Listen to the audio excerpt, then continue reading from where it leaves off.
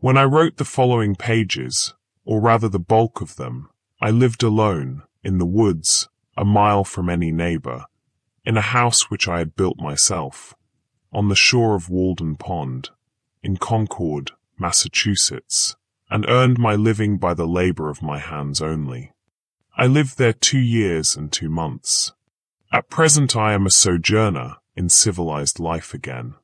I should not obtrude my affairs so much on the notice of my readers if very particular inquiries had not been made by my townsmen concerning my mode of life, which some would call impertinent, though they do not appear to me at all impertinent, but considering the circumstances, very natural and pertinent. Some have asked what I got to eat, if I did not feel lonesome, if I was not afraid, and the like. Others have been curious to learn what portion of my income one devoted to charitable purposes, and some, who have large families, how many poor children I maintained.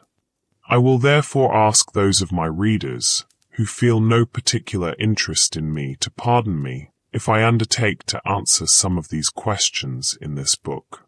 In most books, the _ or first person is omitted. In this it will be retained. That in respect to egotism is the main difference. We commonly do not remember that it is, after all, always the first person that is speaking. I should not talk so much about myself if there were anybody else whom I knew as well. Unfortunately, I am confined to this theme by the narrowness of my experience. Moreover, I, on my side, require of every writer, first or last, a simple and sincere account of his own life, and not merely what he has heard of other men's lives, some such account as he would send to his kindred from a distant land. For if he has lived sincerely, it must have been in a distant land to me. Perhaps these pages are more particularly addressed to poor students. As for the rest of my readers, they will accept such portions as apply to them. I trust that none will stretch the seams in putting on the coat, for it may do good service to him whom it fits.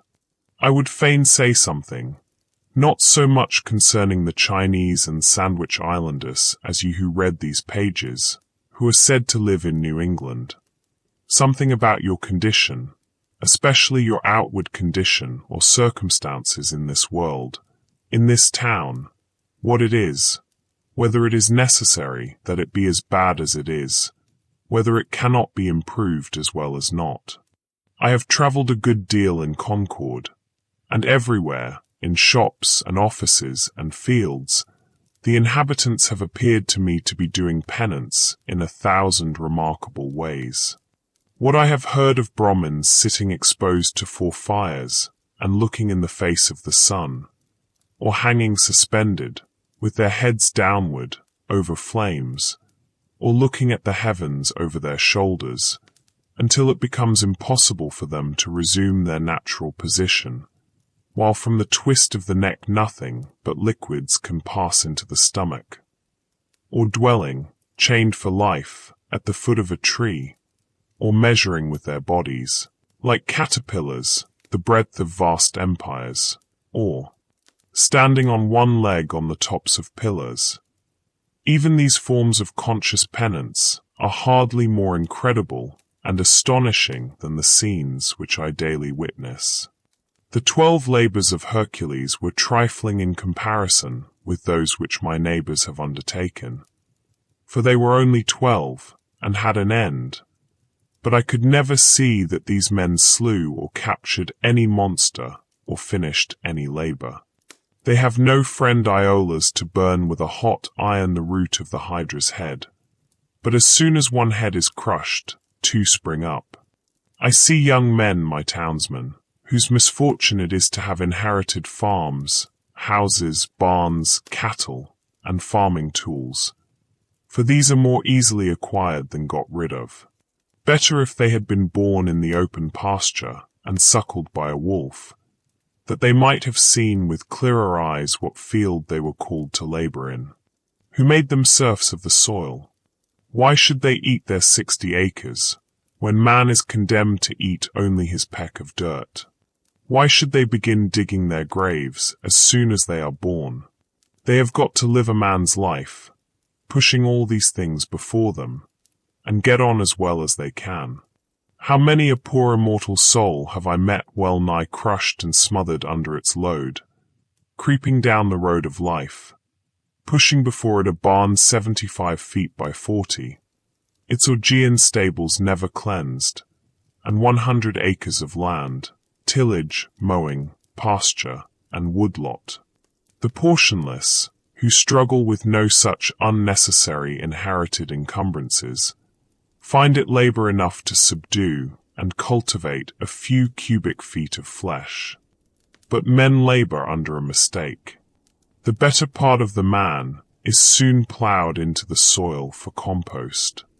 By a seeming fate, commonly called necessity, they are employed, as it says in an old book, laying up treasures which moth and rust will corrupt and thieves break through and steal.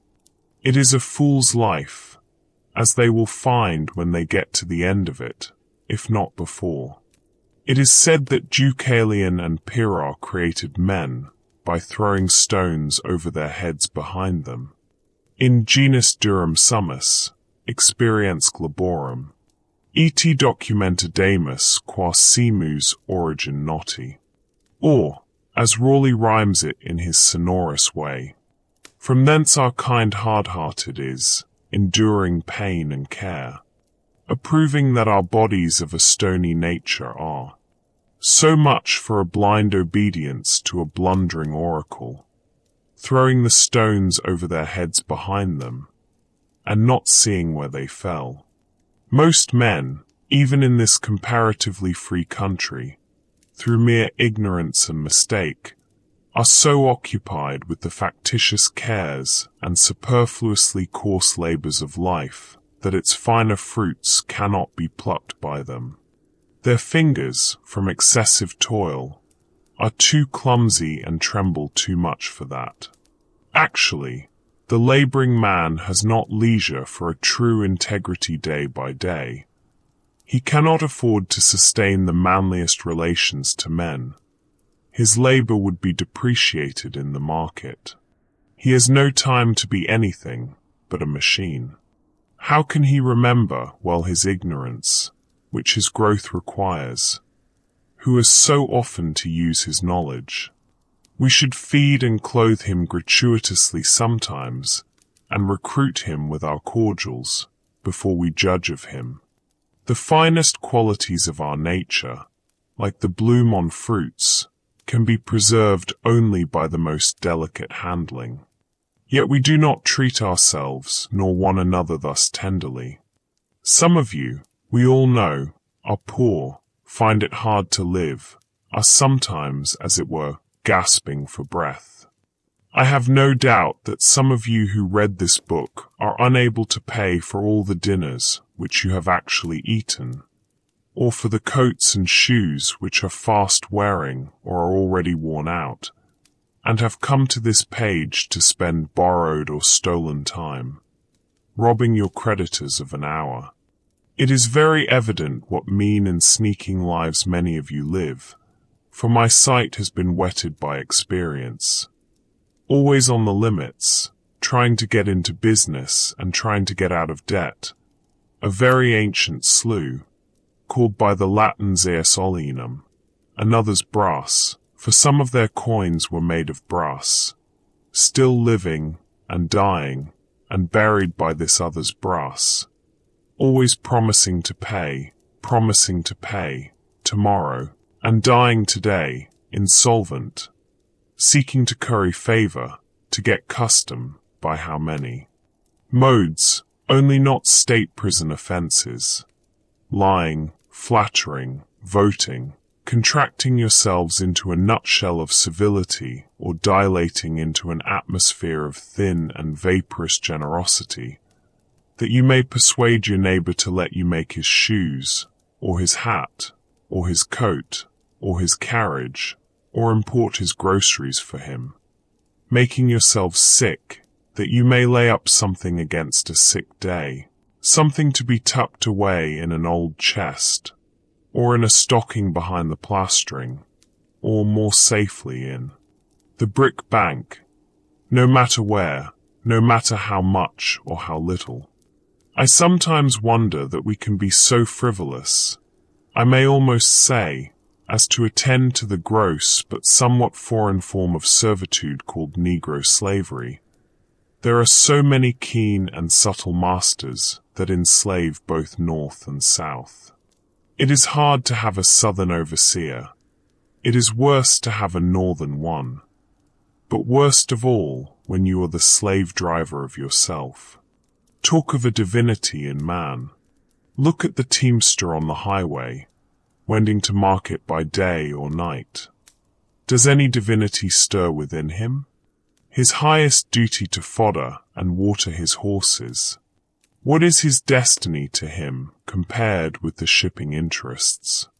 Does not he drive for squire make a stir? How godlike, how immortal is he?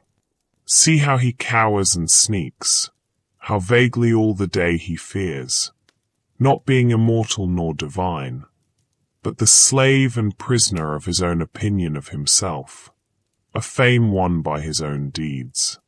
Public opinion is a weak tyrant compared with our own private opinion. What a man thinks of himself, that it is which determines, or rather indicates, his fate. Self-emancipation, even in the West Indian provinces of the fancy and imagination. What Wilberforce is there to bring that about?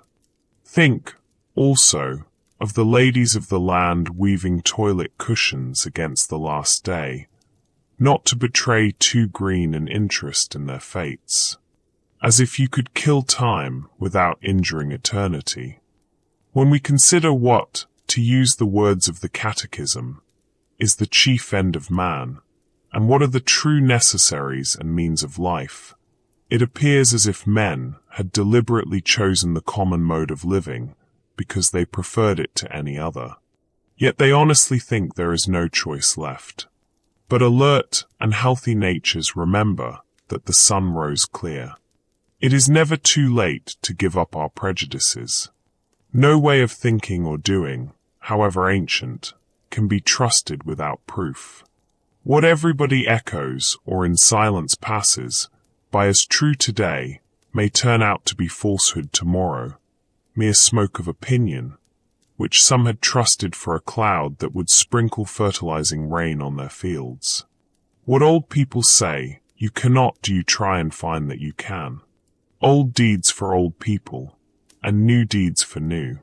Old people did not know enough once, perchance, to fetch fresh fuel to keep the fire a-going. New people put a little dry wood under a pot, and are whirled round the globe with the speed of birds, in a way to kill old people, as the phrase is. Age is no better, hardly so well qualified for an instructor as youth, for it has not profited so much as it has lost. One may almost doubt if the wisest man has learned anything of absolute value by living. Practically, the old have no very important advice to give the young. Their own experience has been so partial, and their lives have been such miserable failures, for private reasons, as they must believe.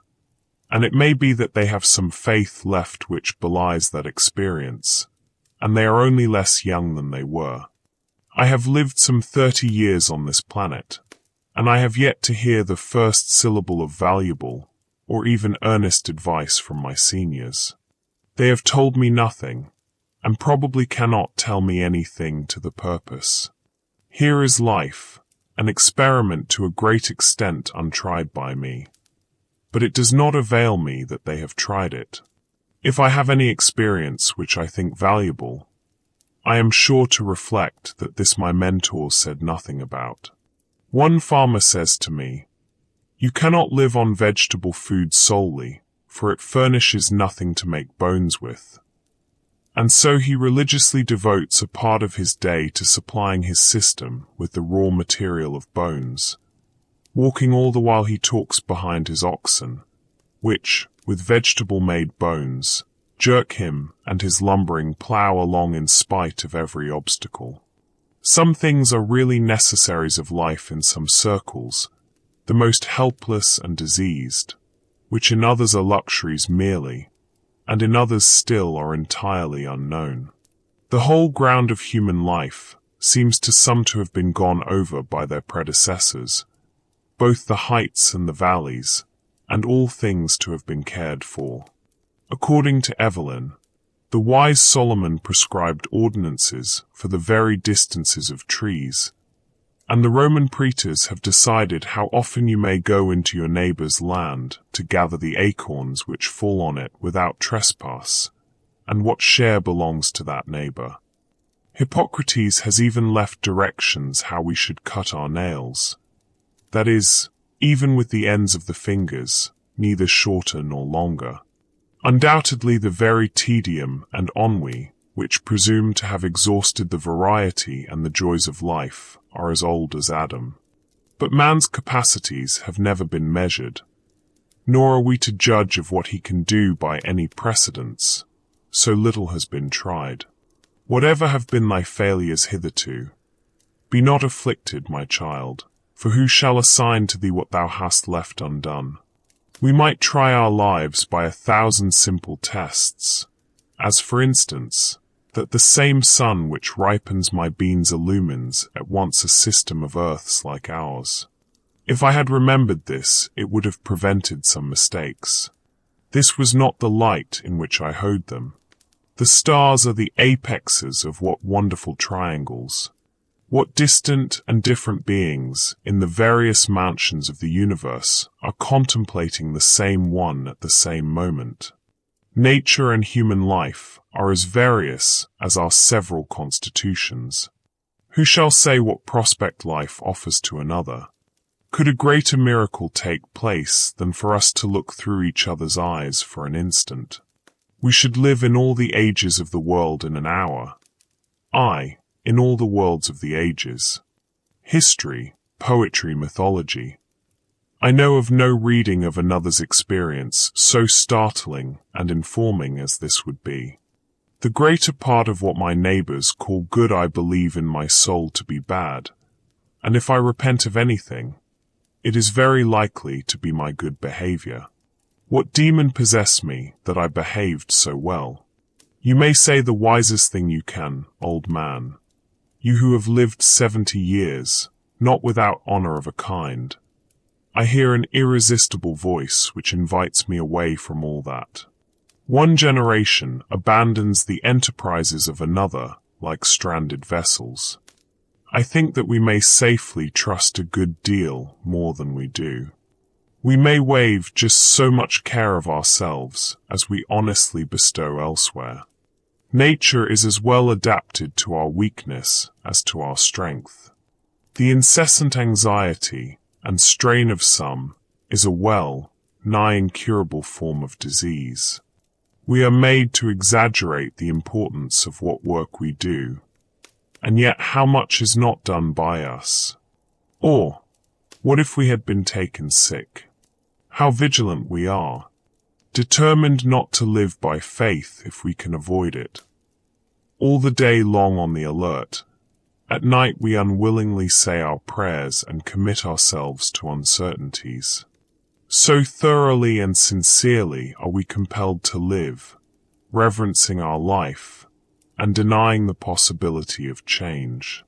This is the only way, we say, but there are as many ways as there can be drawn radii from one centre. All change is a miracle to contemplate, but it is a miracle which is taking place every instant.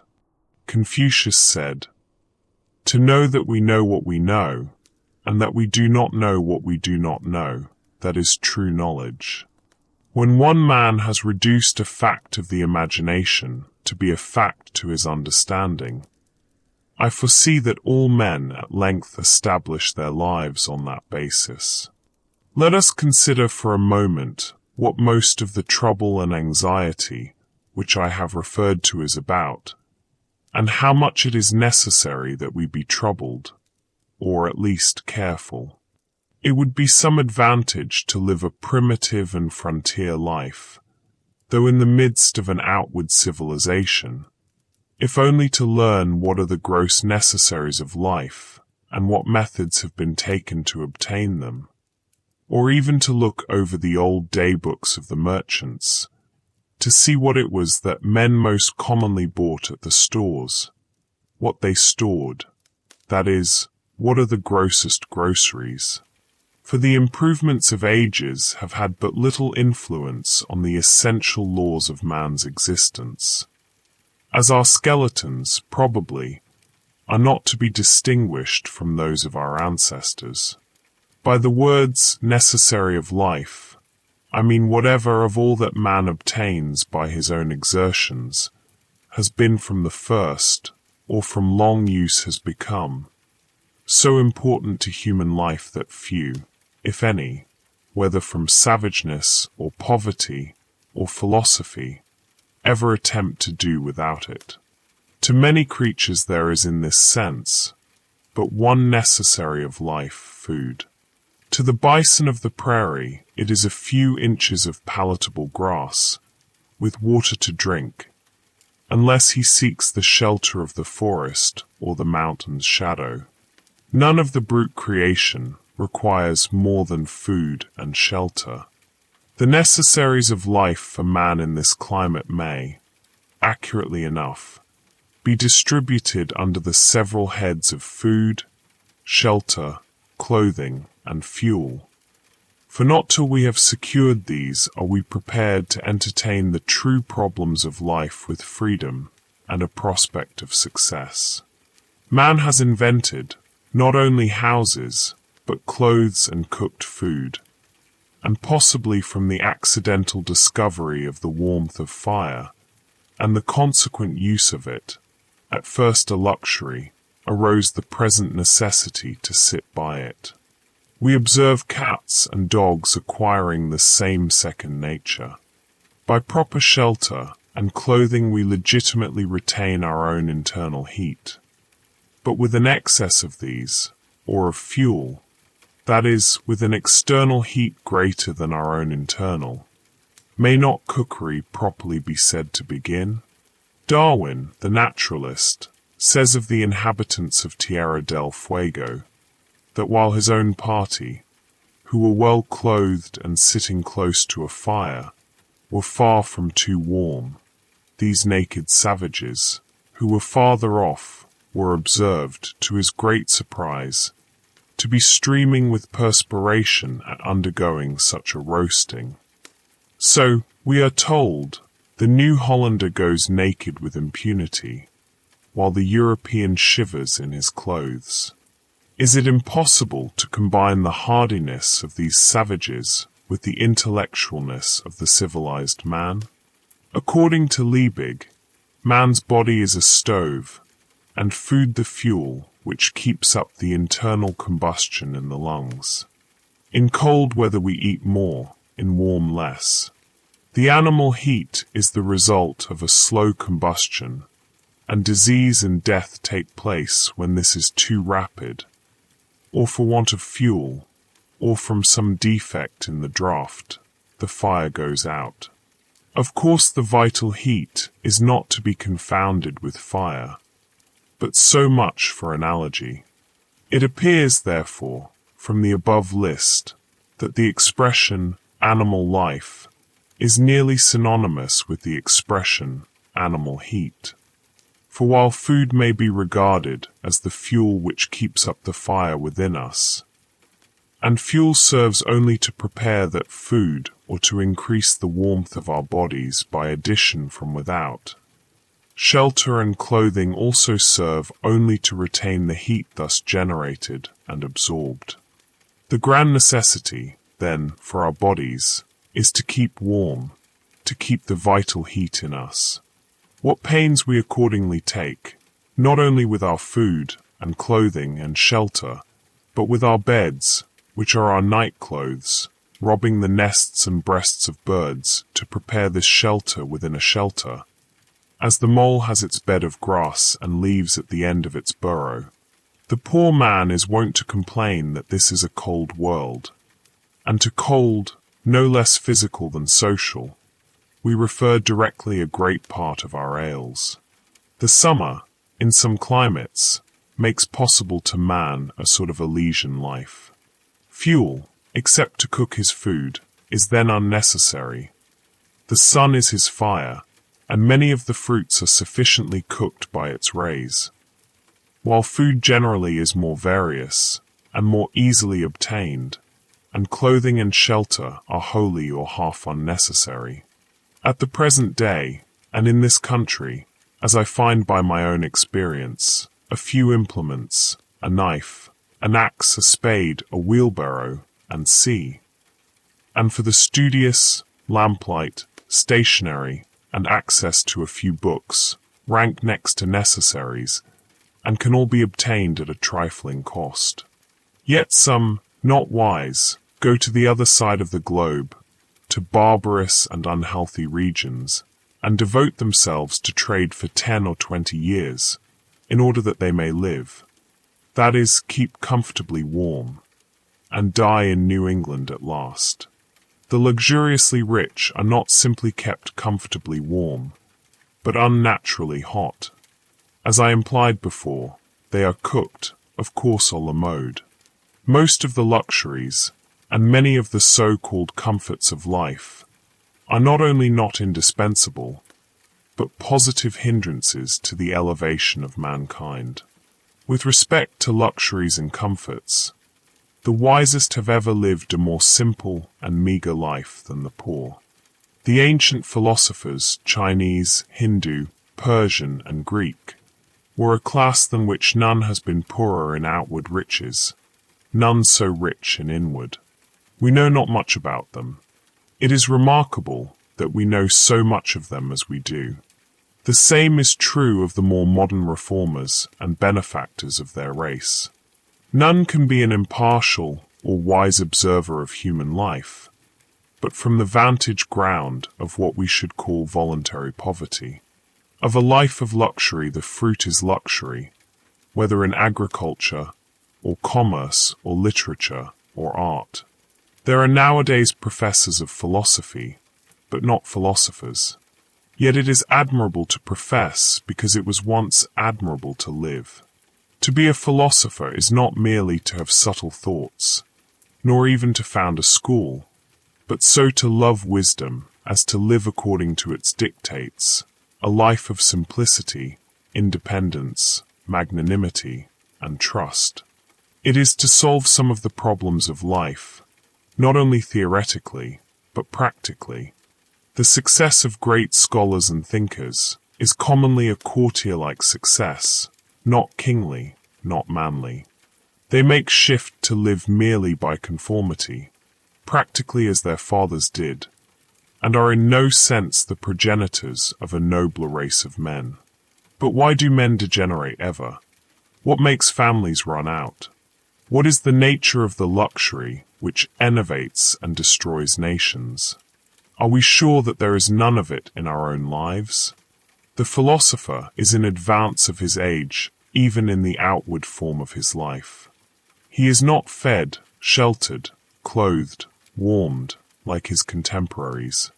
How can a man be a philosopher and not maintain his vital heat by better methods than other men? When a man is warmed by the several modes which I have described, what does he want next?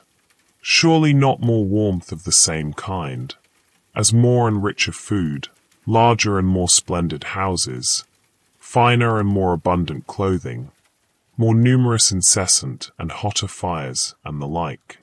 When he has obtained those things which are necessary to life, there is another alternative than to obtain the superfluities, and that is, to adventure on life now, his vacation from humbler toil having commenced.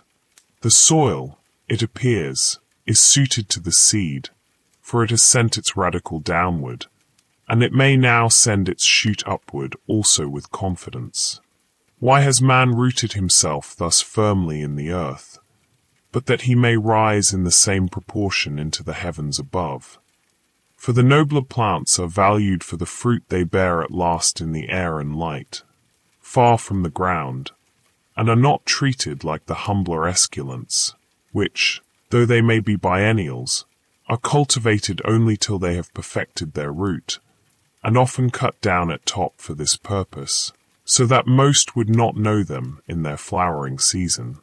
I do not mean to prescribe rules to strong and valiant natures, who will mind their own affairs whether in heaven or hell, and perchance build more magnificently, and spend more lavishly than the richest, without ever impoverishing themselves, not knowing how they live, if, indeed, there are any such as has been dreamed, nor to those who find their encouragement and inspiration in precisely the present condition of things, and cherish it with the fondness and enthusiasm of lovers. And to some extent, I reckon myself in this number. I do not speak to those who are well employed, in whatever circumstances, and they know whether they are well employed or not, but mainly to the mass of men who are discontented, and idly complaining of the hardness of their lot or of the times, when they might improve them. There are some who complain most energetically and inconsolably of any, because they are, as they say, doing their duty. I also have in my mind that seemingly wealthy, but most terribly impoverished class of all, who have accumulated dross, but know not how to use it, or get rid of it, and thus have forged their own golden or silver fetters. If I should attempt to tell how I have desired to spend my life in years past, it would probably surprise those of my readers who are somewhat acquainted with its actual history. It would certainly astonish those who know nothing about it. I will only hint at some of the enterprises which I have cherished. In any weather, at any hour of the day or night, I have been anxious to improve the nick of time, and notch it on my stick too, to stand on the meeting of two eternities, the past and future, which is precisely the present moment, to toe that line. You will pardon some obscurities, for there are more secrets in my trade than in most men's, and yet not voluntarily kept, but inseparable from its very nature. I would gladly tell all that I know about it, and never paint no admittance on my gate. I long ago lost a hound, a bay horse, and a turtle-dove, and am still on their trail. Many are the travellers I have spoken concerning them, describing their tracks and what calls they answered to. I have met one or two who had heard the hound, and the tramp of the horse, and even seen the dove disappear behind a cloud, and they seemed as anxious to recover them as if they had lost them themselves. To anticipate, not the sunrise and the dawn merely, but if possible, nature herself. How many mornings, summer and winter, before yet any neighbour was stirring about his business, have I been about mine? No doubt, many of my townsmen have met me returning from this enterprise, farmers starting for Boston in the twilight, or woodchoppers going to their work. It is true, I never assisted the sun materially in his rising, but, doubt not, it was of the last importance only to be present at it. So many autumn, and winter days, spent outside the town, trying to hear what was in the wind, to hear and carry it express. I well nigh sunk all my capital in it, and lost my own breath into the bargain, running in the face of it. If it had concerned either of the political parties, depend upon it, it would have appeared in the Gazette with the earliest intelligence. At other times watching from the observatory of some cliff or tree, to telegraph any new arrival, or waiting at evening on the hilltops for the sky to fall, that I might catch something, though I never caught much, and that manner-wise would dissolve again in the sun. For a long time I was reporter to a journal, of no very wide circulation, whose editor has never yet seen fit to print the bulk of my contributions, and, as is too common with writers, I got only my labor for my pains. However, in this case my pains were their own reward. For many years I was self-appointed inspector of snowstorms and rainstorms, and did my duty faithfully. Surveyor, if not of highways, then of forest paths and all across-lot routes, keeping them open, and ravines bridged and passable at all seasons, where the public heel had testified to their utility. I have looked after the wild stock of the town, which give a faithful herdsman a good deal of trouble by leaping fences, and I have had an eye to the unfrequented nooks and corners of the farm, though I did not always know whether Jonas or Solomon worked in a particular field today. That was none of my business. I have watered the red huckleberry, the sand cherry and the nettle tree, the red pine and the black ash, the white grape and the yellow violet, which might have withered else in dry seasons.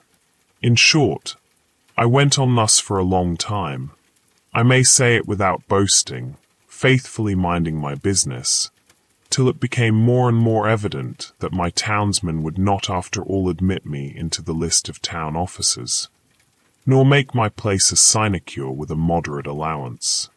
My accounts, which I can swear to have kept faithfully, I have indeed never got audited, still less accepted, still less paid and settled.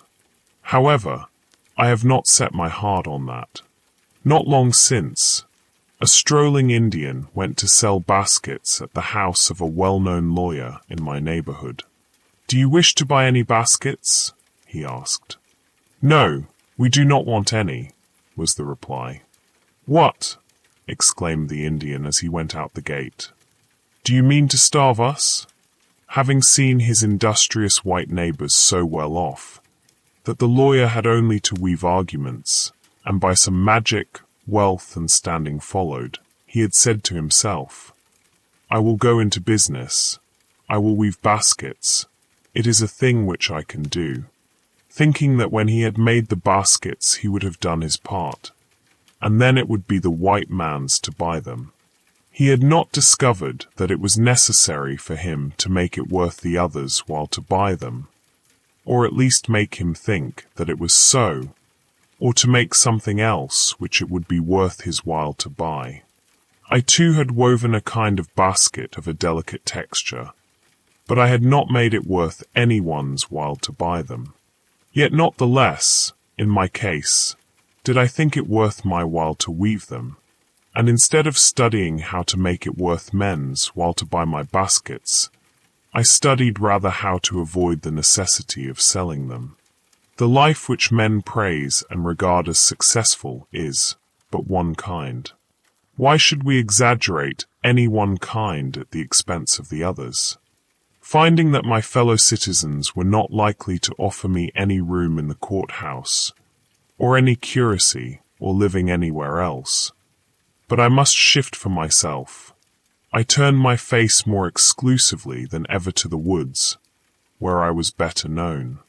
I determined to go into business at once, and not wait to acquire the usual capital, using such slender means as I had already got. My purpose in going to Walden Pond was not to live cheaply nor to live dearly there, but to transact some private business with the fewest obstacles, to be hindered from accomplishing which for want of a little common sense, a little enterprise and business talent, appeared not so sad as foolish. I have always endeavored to acquire strict business habits. They are indispensable to every man.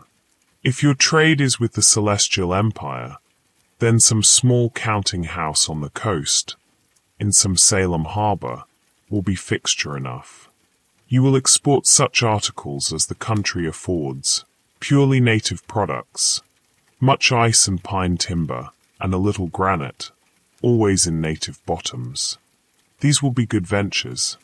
To oversee all the details yourself in person, to be at once pilot and captain, and owner and underwriter, to buy and sell and keep the accounts, to read every letter received, and write or read every letter sent, to superintend the discharge of imports night and day, to be upon many parts of the coast almost at the same time. Often the richest freight will be discharged upon a Jersey shore. To be your own telegraph, unweariedly sweeping the horizon, speaking all passing vessels bound coastwise. To keep up a steady dispatch of commodities for the supply of such a distant and exorbitant market. To keep yourself informed of the state of the markets, prospects of war and peace everywhere, and anticipate the tendencies of trade and civilization, taking advantage of the results of all exploring expeditions, using new passages and all improvements in navigation. Charts to be studied, the position of reefs and new lights and buoys to be ascertained, and ever, the logarithmic. Tables to be corrected, for by the error of some calculator the vessel often splits upon a rock that should have reached a friendly pier. There is the untold fate of laborious. Universal science to be kept pace with, studying the lives of all great discoverers and navigators, great adventurers and merchants, from Hanno and the Phoenicians down to our day. In fine, account of stock to be taken from time to time, to know how you stand. It is a labor to task the faculties of a man. Such problems of profit and loss, of interest, of tear and tret, and gauging of all kinds in it, as demand a universal knowledge. I have thought that Walden Pond would be a good place for business, not solely on account of the railroad and the ice trade. It offers advantages which it may not be good policy to divulge. It is a good port and a good foundation. No neither marshes to be filled, though you must everywhere build on piles of your own driving. It is said that a flood tide, with a westerly wind, and ice in the Neva, would sweep St. Petersburg from the face of the earth. As this business was to be entered into without the usual capital, it may not be easy to conjecture where those means, that will still be indispensable to every such undertaking, were to be obtained. As for clothing, to come at once to the practical part of the question, perhaps we are led oftener by the love of novelty and a regard for the opinions of men in procuring it than by a true utility. Let him who has work to do recollect that the object of clothing is, first, to retain the vital heat, and secondly, in this state of society, to cover nakedness, and he may judge how much of any necessary or important work may be accomplished without adding to his wardrobe. Kings and queens who wear a suit but once, though made by some tailor or dressmaker to their majesties, cannot know the comfort of wearing a suit that fits. They are no better than wooden horses to hang the clean clothes on. Every day our garments become more assimilated to ourselves, receiving the impress of the wearer's character, until we hesitate to lay them aside. Without such delay and medical appliances, and some such solemnity, even as our bodies, no man ever stood the lower in my estimation for having a patch in his clothes. Yet I am sure that there is greater anxiety, commonly, to have fashionable, or at least clean and unpatched clothes, than to have a sound conscience. But even if the rent is not mended, perhaps the worst vice betrayed is improvidence. I sometimes try my acquaintances by such tests as this. Who could wear a patch, or 2 extra seams only, over the knee? Most behave as if they believed that their prospects for life would be ruined if they should do it. It would be easier for them to hobble to town with a broken leg than with a broken pantaloon. Often if an accident happens to a gentleman's legs, they can be mended, but if a similar accident happens to the legs of his pantaloons, there is no help for it. For he considers, not what is truly respectable, but what is respected. We know but few men, a great many coats and breeches. Dress a scarecrow in your last shift, you standing shiftless by, who would not soonest salute the scarecrow. Passing a cornfield the other day, close by a hat and coat on a stake, I recognized the owner of the farm. He was only a little more weather-beaten than when I saw him last. I have heard of a dog that barked at every stranger who approached his master's premises with clothes on, but was easily quieted by a naked thief. It is an interesting question how far men would retain their relative rank if they were divested of their clothes. Could you, in such a case, tell surely of any company of civilized men which belonged to the most respected class? When Madame Pfeiffer, in her adventurous travels round the world, from east to west, had got so near home as Asiatic Russia, she says that she felt the necessity of wearing other than a travelling dress when she went to meet the authorities, for she was now in a civilized country where people are judged of by their clothes. Even in our democratic New England towns, the accidental possession of wealth, and its manifestation in dress and equipage alone, obtain for the possessor almost universal respect. But they yield such respect, numerous as they are so far heathen, and need to have a missionary sent to them. Beside, clothes introduce sewing, a kind of work which you may call endless. A woman's dress, at least, is never done. A man who has at length found something to do will not need to get a new suit to do it in. For him the old will do, that has lain dusty in the garret for an indeterminate period. Old shoes will serve a hero longer than they have served his valet. If a hero ever has a valet, bare feet are older than shoes, and he can make them do. Only they who go to soirees and legislative halls must have new coats, coats to change as often as the man changes in them. But if my jacket and trousers, my hat and shoes, are fit to worship God in, they will do. Will they not? Whoever saw his old clothes, his old coat, actually worn out, resolved into its primitive elements, so that it was not a deed of charity to bestow it on some poor boy, by him perchance to be bestowed on some poorer still, or shall we say richer, who could do with less? I say, beware of all enterprises that require new clothes, and not rather a new wearer of clothes. If there is not a new man, how can the new clothes be made to fit? If you have any enterprise before you, try it in your old clothes. All men want, not something to do with, but something to do, or rather something to be. Perhaps we should never procure a new suit, however ragged or dirty the old, until we have so conducted, so enterprised or sailed in some way, that we feel like new men in the old, and that to retain it would be like keeping new wine in old bottles. Our molting season, like that of the fowls, must be a crisis in our lives. The loon retires to solitary ponds to spend it. Thus also the snake casts its slough, and the caterpillar its wormy coat, by an internal industry and expansion. For clothes are but our outmost cuticle and mortal coil.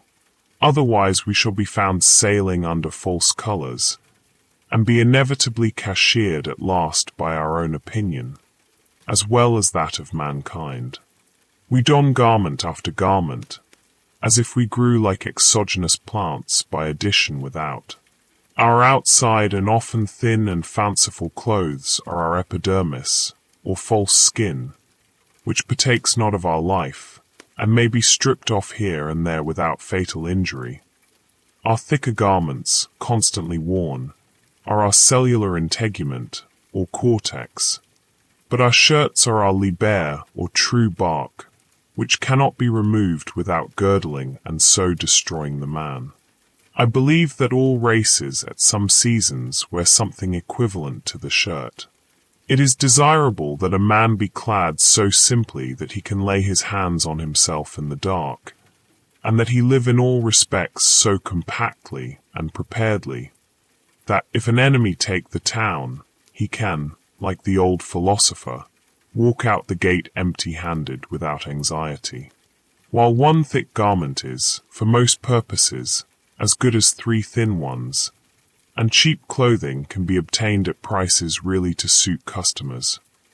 While a thick coat can be bought for $5, which will last as many years, thick pantaloons for $2, cowhide boots for $1.50 a pair, a summer hat for $0.25, and a winter cap for 62.5 cents, or a better be made at home at a nominal cost. Where is he so poor that, clad in such a suit of his own earning, there will not be found wise men to do him reverence?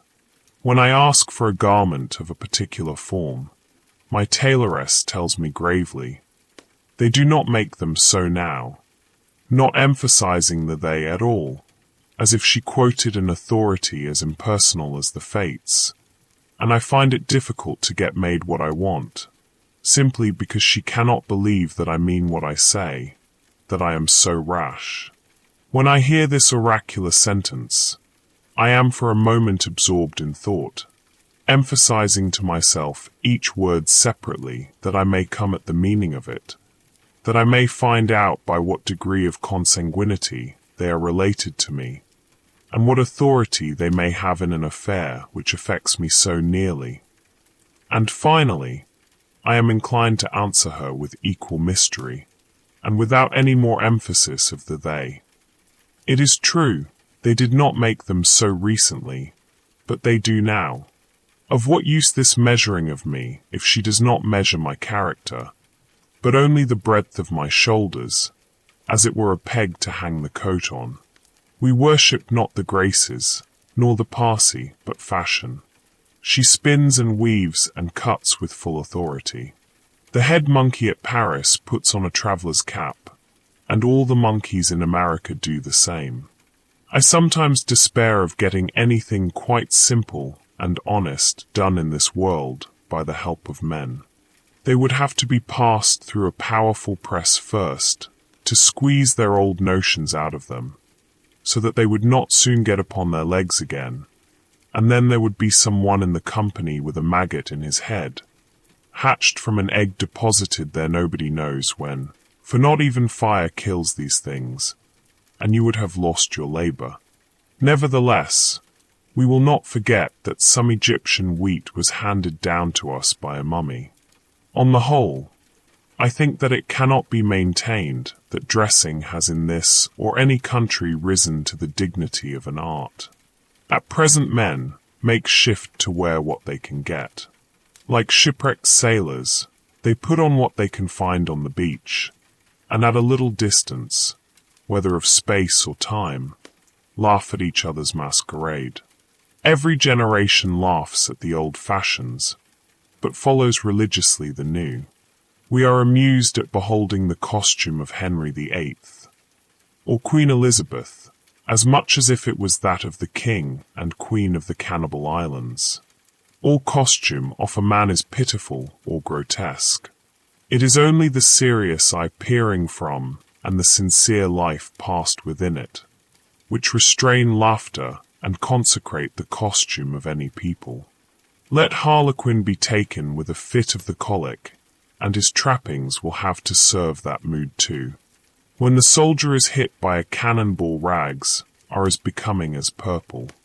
The childish and savage taste of men and women for new patterns keeps how many shaking and squinting through kaleidoscopes that they may discover the particular figure which this generation requires today.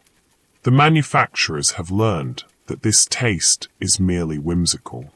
Of two patterns which differ only by a few threads more or less of a particular color, the one will be sold readily, the other lie on the shelf, though it frequently happens that after the lapse of a season the latter becomes the most fashionable.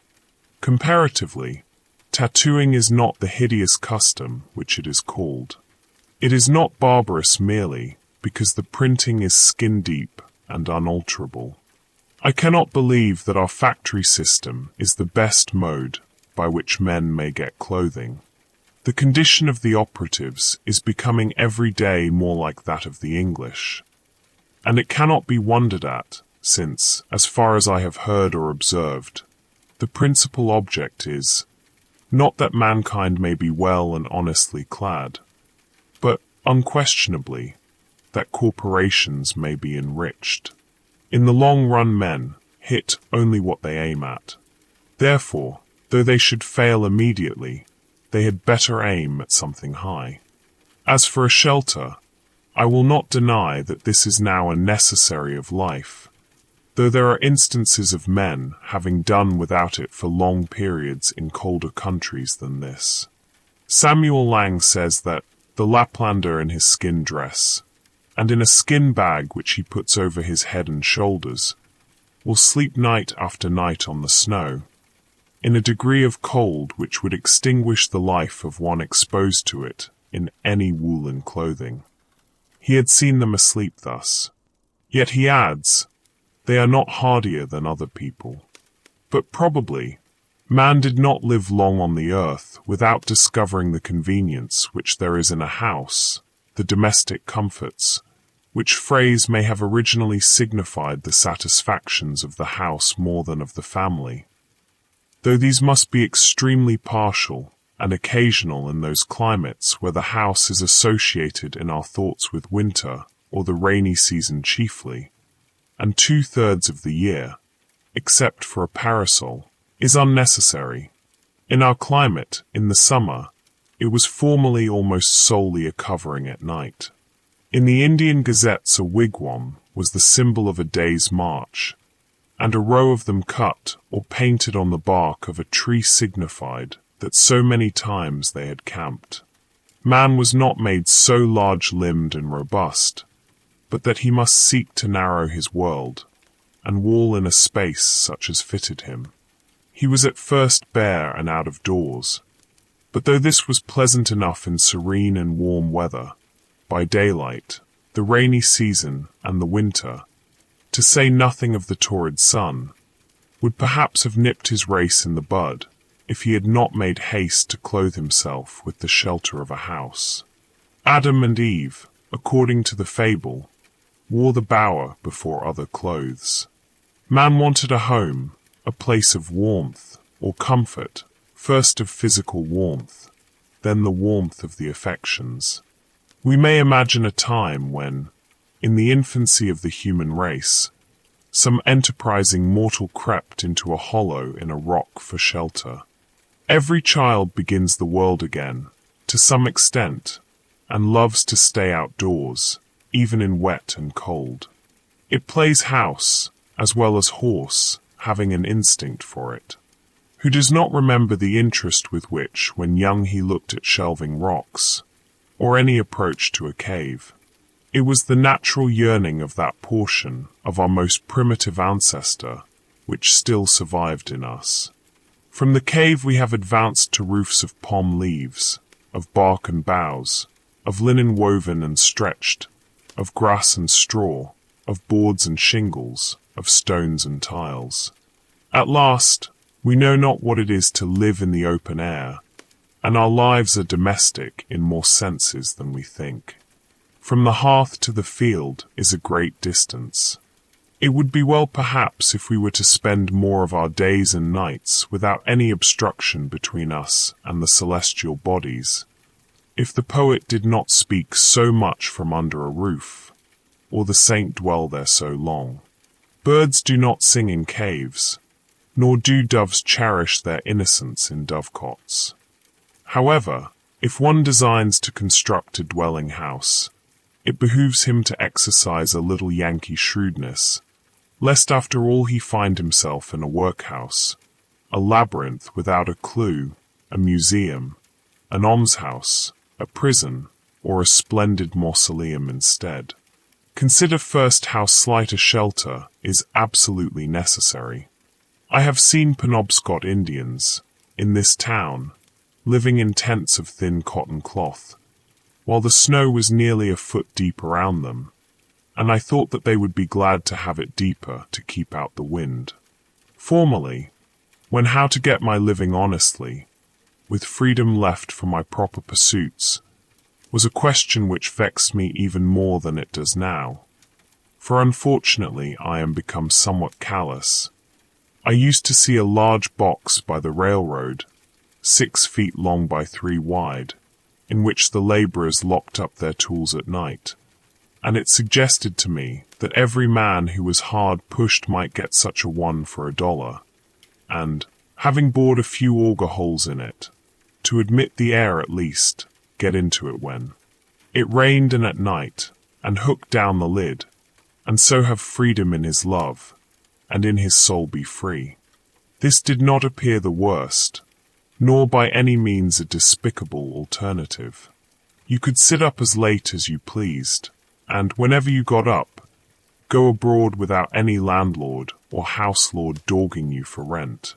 Many a man is harassed to death to pay the rent of a larger and more luxurious box who would not have frozen to death in such a box as this. I am far from jesting. Economy is a subject which admits of being treated with levity, but it cannot so be disposed of.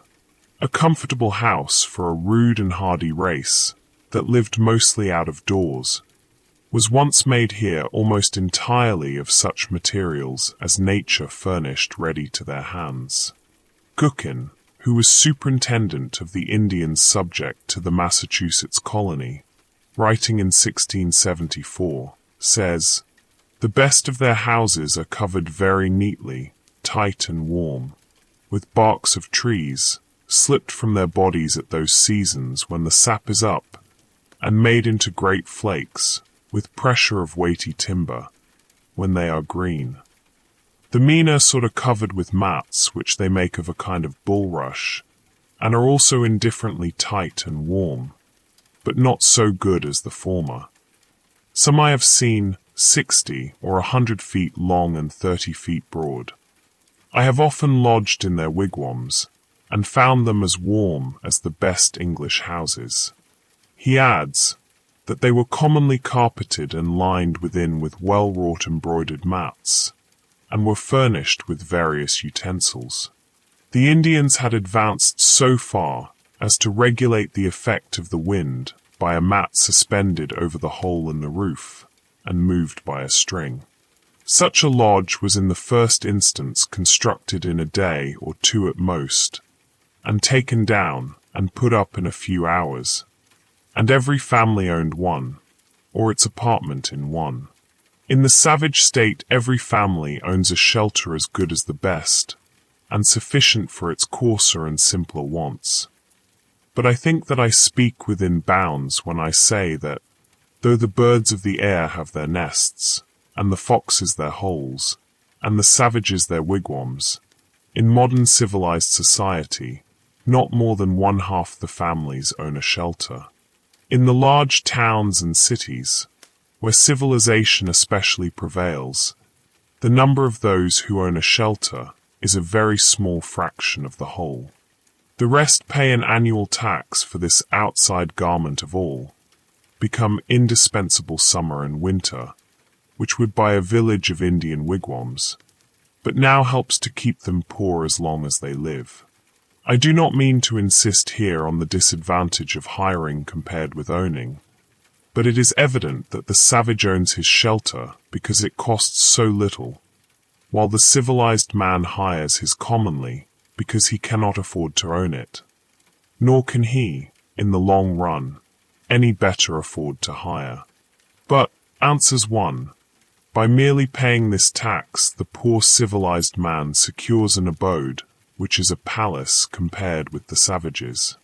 An annual rent of from $25 to $100, these are the country rates, entitles him to the benefit of the improvements of centuries, spacious apartments, clean paint and paper, Rumford fireplace, back plastering, Venetian blinds, copper pump, spring lock, a commodious cellar, and many other things. But how happens it that he who is said to enjoy these things is so commonly a poor civilized man, while the savage, who has them not, is rich as a savage? If it is asserted that civilization is a real advance in the condition of man, and I think that it is, though only the wise improve their advantages, it must be shown that it has produced better dwellings without making them more costly. And the cost of a thing is the amount of what I will call life which is required to be exchanged for it, immediately or in the long run. An average house in this neighborhood costs perhaps $800, and to lay up this sum will take from 10 to 15 years of the laborer's life, even if he is not encumbered with a family. Estimating the pecuniary value of every man's labor at $1 a day, for if some receive more, others receive less, so that he must have spent more than half his life commonly before his wigwam will be earned. If we suppose him to pay a rent instead, this is but a doubtful choice of evils. Would the savage have been wise to exchange his wigwam for a palace on these terms? It may be guessed that I reduce almost the whole advantage of holding this superfluous property as a fund in store against the future, so far as the individual is concerned, mainly to the defraying of funeral expenses. But perhaps a man is not required to bury himself. Nevertheless, this points to an important distinction between the civilized man and the savage, and no doubt they have designs on us for our benefit, in making the life of a civilized people an institution, in which the life of the individual is to a great extent absorbed, in order to preserve and perfect that of the race. But I wish to show at what a sacrifice this advantage is at present obtained, and to suggest that we may possibly so live as to secure all the advantage without suffering any of the disadvantage. What mean ye by saying that the poor ye have always with you, or that the fathers have eaten sour grapes, and the children's teeth are set on edge? As I live, saith the Lord God, ye shall not have occasion any more to use this proverb in Israel. Behold, all souls are mine, as the soul of the Father, so also the soul of the Son is mine. The soul that sinneth, it shall die. When I consider my neighbors, the farmers of Concord, who are at least as well off as the other classes, I find that for the most part they have been toiling 20, 30, or 40 years, that they may become the real owners of their farms, which commonly they have inherited with encumbrances, or else bought with hired money, and we may regard 1/3 of that toil as the cost of their houses, but commonly they have not paid for them yet. It is true, the encumbrances sometimes outweigh the value of the farm, so that the farm itself becomes one great encumbrance, and still a man is found to inherit it, being well acquainted with it, as he says. On applying to the assessors, I am surprised to learn that they cannot at once name a dozen in the town who own their farms free and clear. If you would know the history of these homesteads, inquire at the bank where they are mortgaged. The man who has actually paid for his farm with labor on it is so rare that every neighbor can point to him. I doubt if there are 3 such men in Concord. What has been said of the merchants, that a very large majority, even 97 in 100, are sure to fail, is equally true of the farmers. With regard to the merchants, however, one of them says pertinently that a great part of their failures are not genuine pecuniary failures, but merely failures to fulfill their engagements, because it is inconvenient. That is, it is the moral character that breaks down. But this puts an infinitely worse face on the matter, and suggests, beside, that probably not even the other 3 succeed in saving their souls, but are perchance bankrupt in a worse sense than they who fail honestly. Bankruptcy and repudiation are the springboards from which much of our civilization vaults and turns its somersets, but the savage stands on the unelastic plank of famine.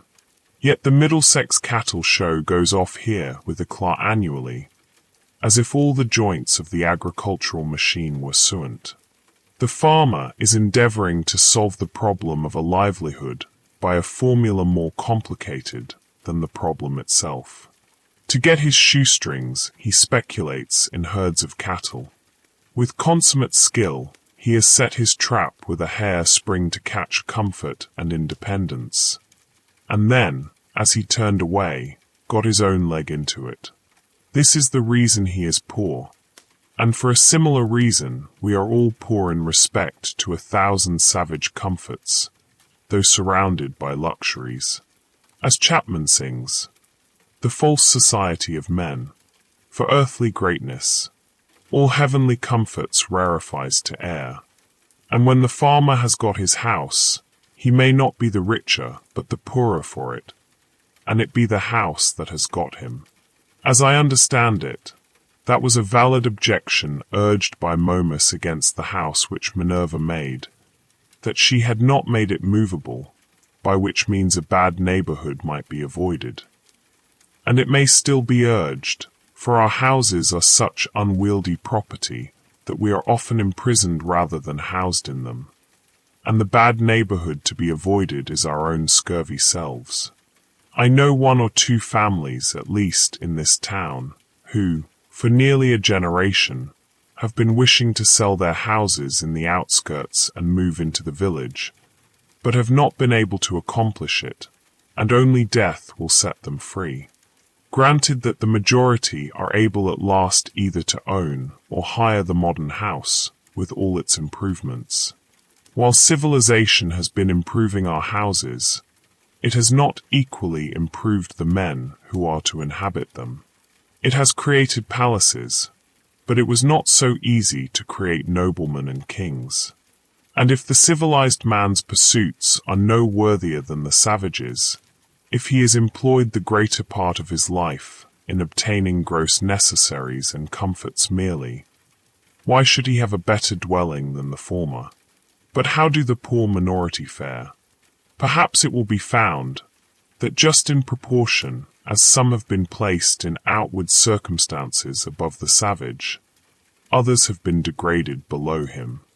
The luxury of one class is counterbalanced by the indigence of another.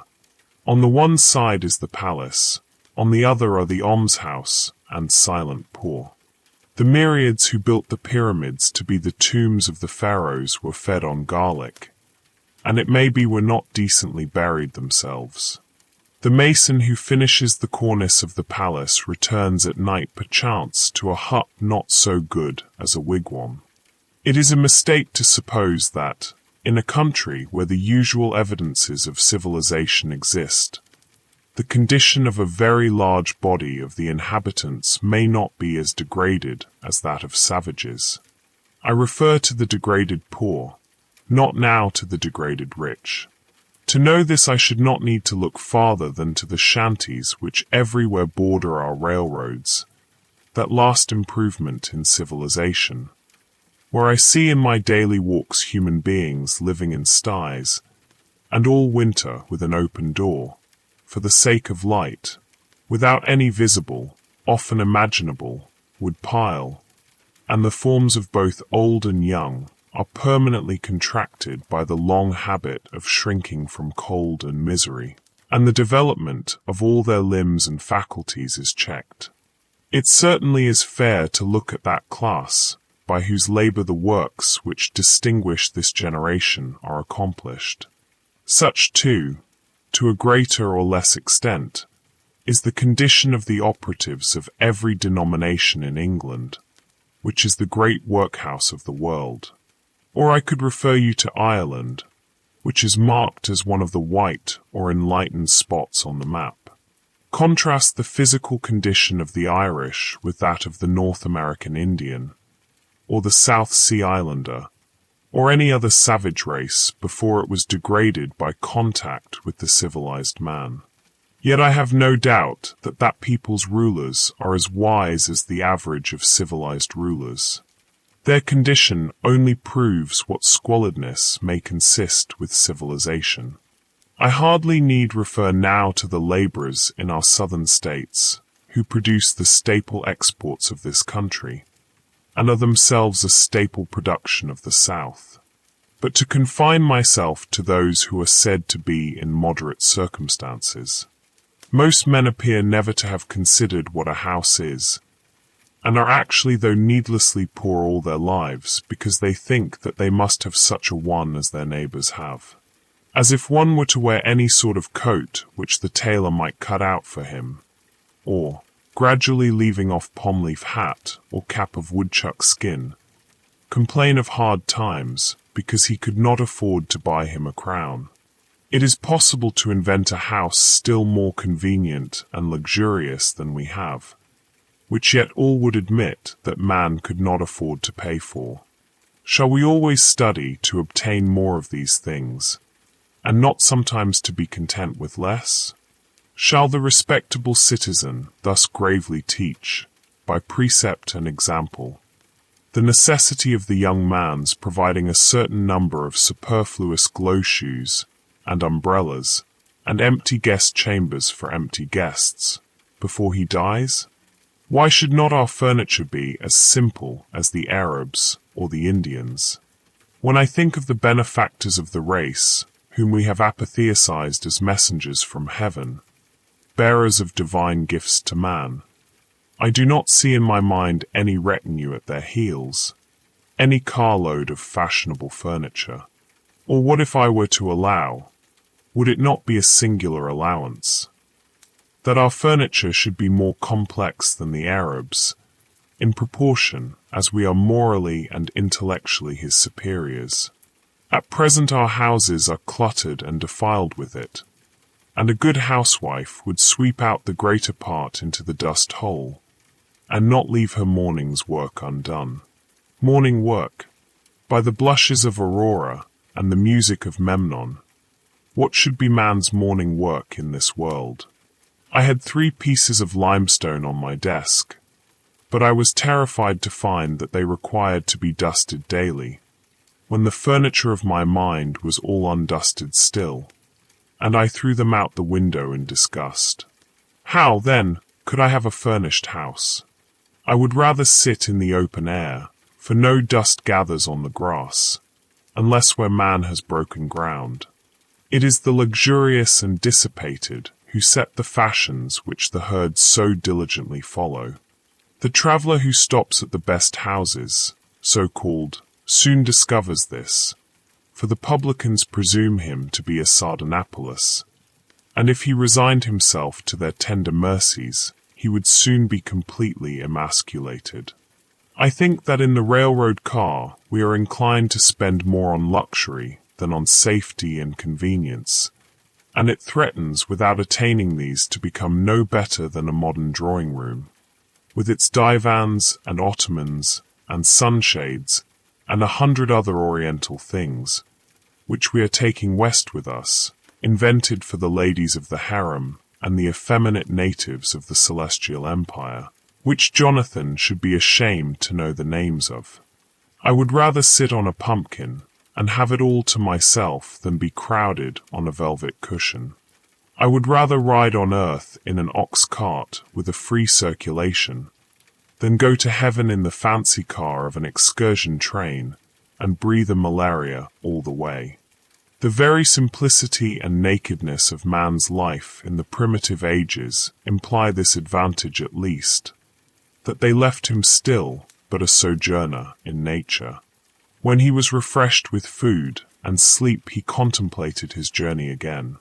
He dwelt, as it were, in a tent in this world, and was either threading the valleys, or crossing the plains, or climbing the mountain tops. But lo, men have become the tools of their tools. The man who independently plucked the fruits when he was hungry is become a farmer, and he who stood under a tree for shelter, a housekeeper. We now no longer camp as for a night, but have settled down on earth and forgotten heaven. We have adopted Christianity merely as an improved method of agriculture.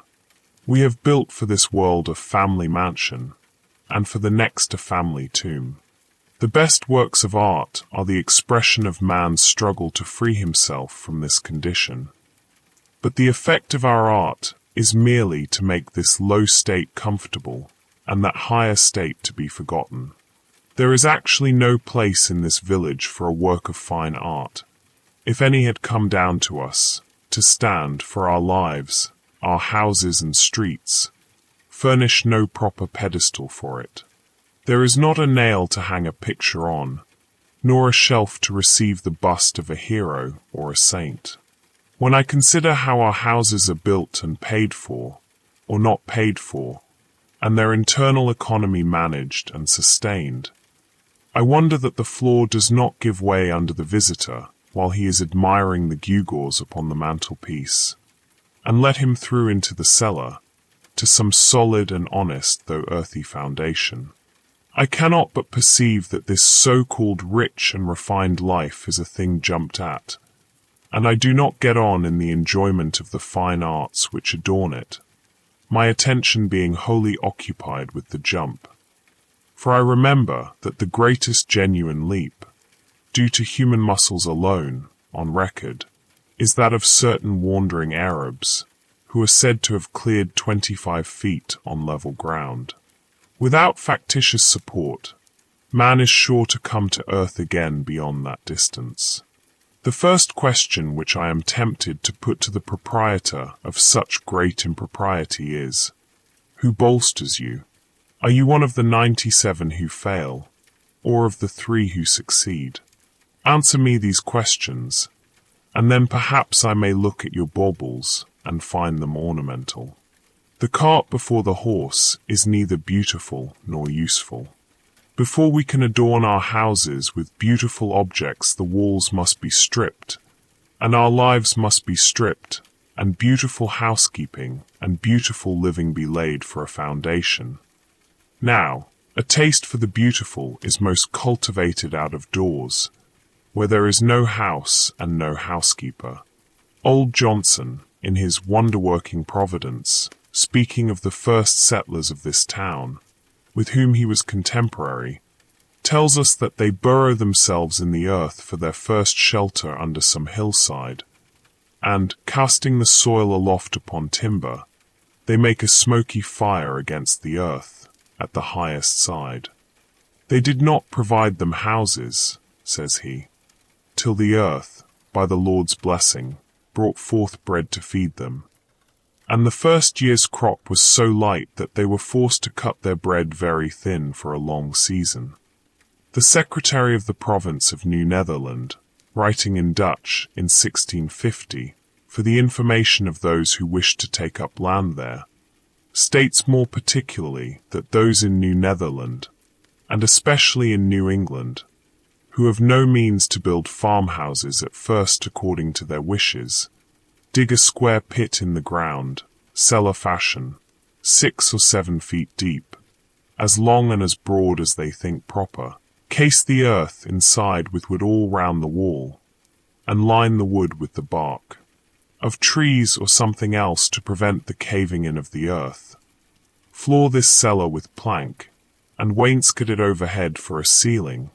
Raise a roof of spars clear up, and cover the spars with bark or green sods, so that they can live dry and warm in these houses with their entire families for 2, 3, and 4 years, it being understood that petitions are run through those cellars which are adapted to the size of the family.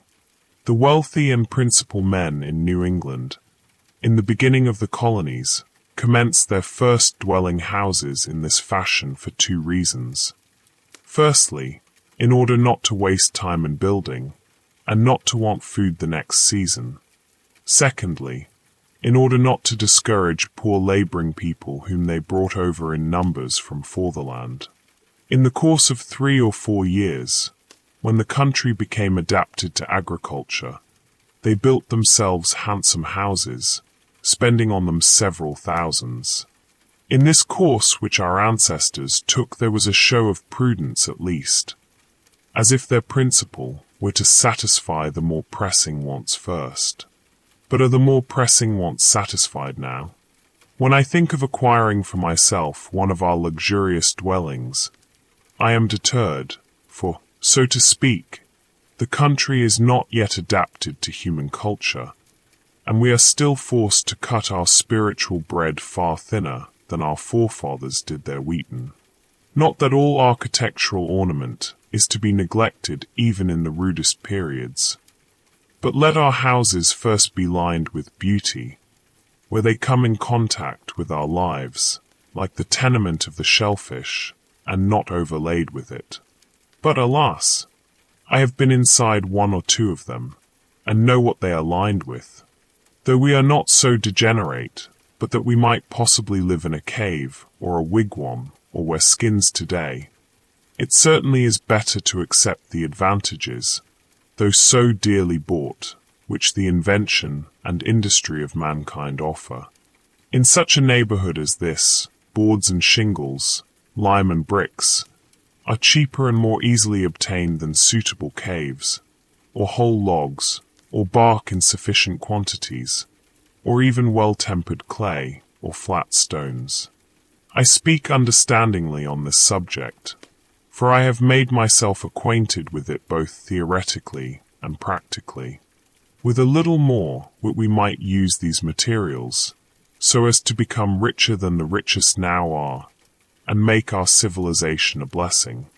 The civilized man is a more experienced and wiser savage. But to make haste to my own experiment, near the end of March, 1845, I borrowed an axe and went down to the woods by Walden pond, nearest to where I intended to build my house, and began to cut down some tall, arrowy white pines, still in their youth, for timber. It is difficult to begin without borrowing, but perhaps it is the most generous course thus to permit your fellow men to have an interest in your enterprise. The owner of the axe, as he released his hold on it, said that it was the apple of his eye, but I returned it sharper than I received it. It was a pleasant hillside where I worked, covered with pine woods, through which I looked out on the pond, and a small open field in the woods where pines and hickories were springing up. The ice in the pond was not yet dissolved, though there were some open spaces, and it was all dark-colored and saturated with water. There were some slight flurries of snow during the days that I worked there, but for the most part when I came out onto the railroad, on my way home, its yellow sand heap stretched away gleaming in the hazy atmosphere, and the rails shone in the spring sun, and I heard the lark and pewee and other birds already come to commence another year with us. They were pleasant spring days, in which the winter of man's discontent was thawing as well as the earth, and the life that had lain torpid began to stretch itself.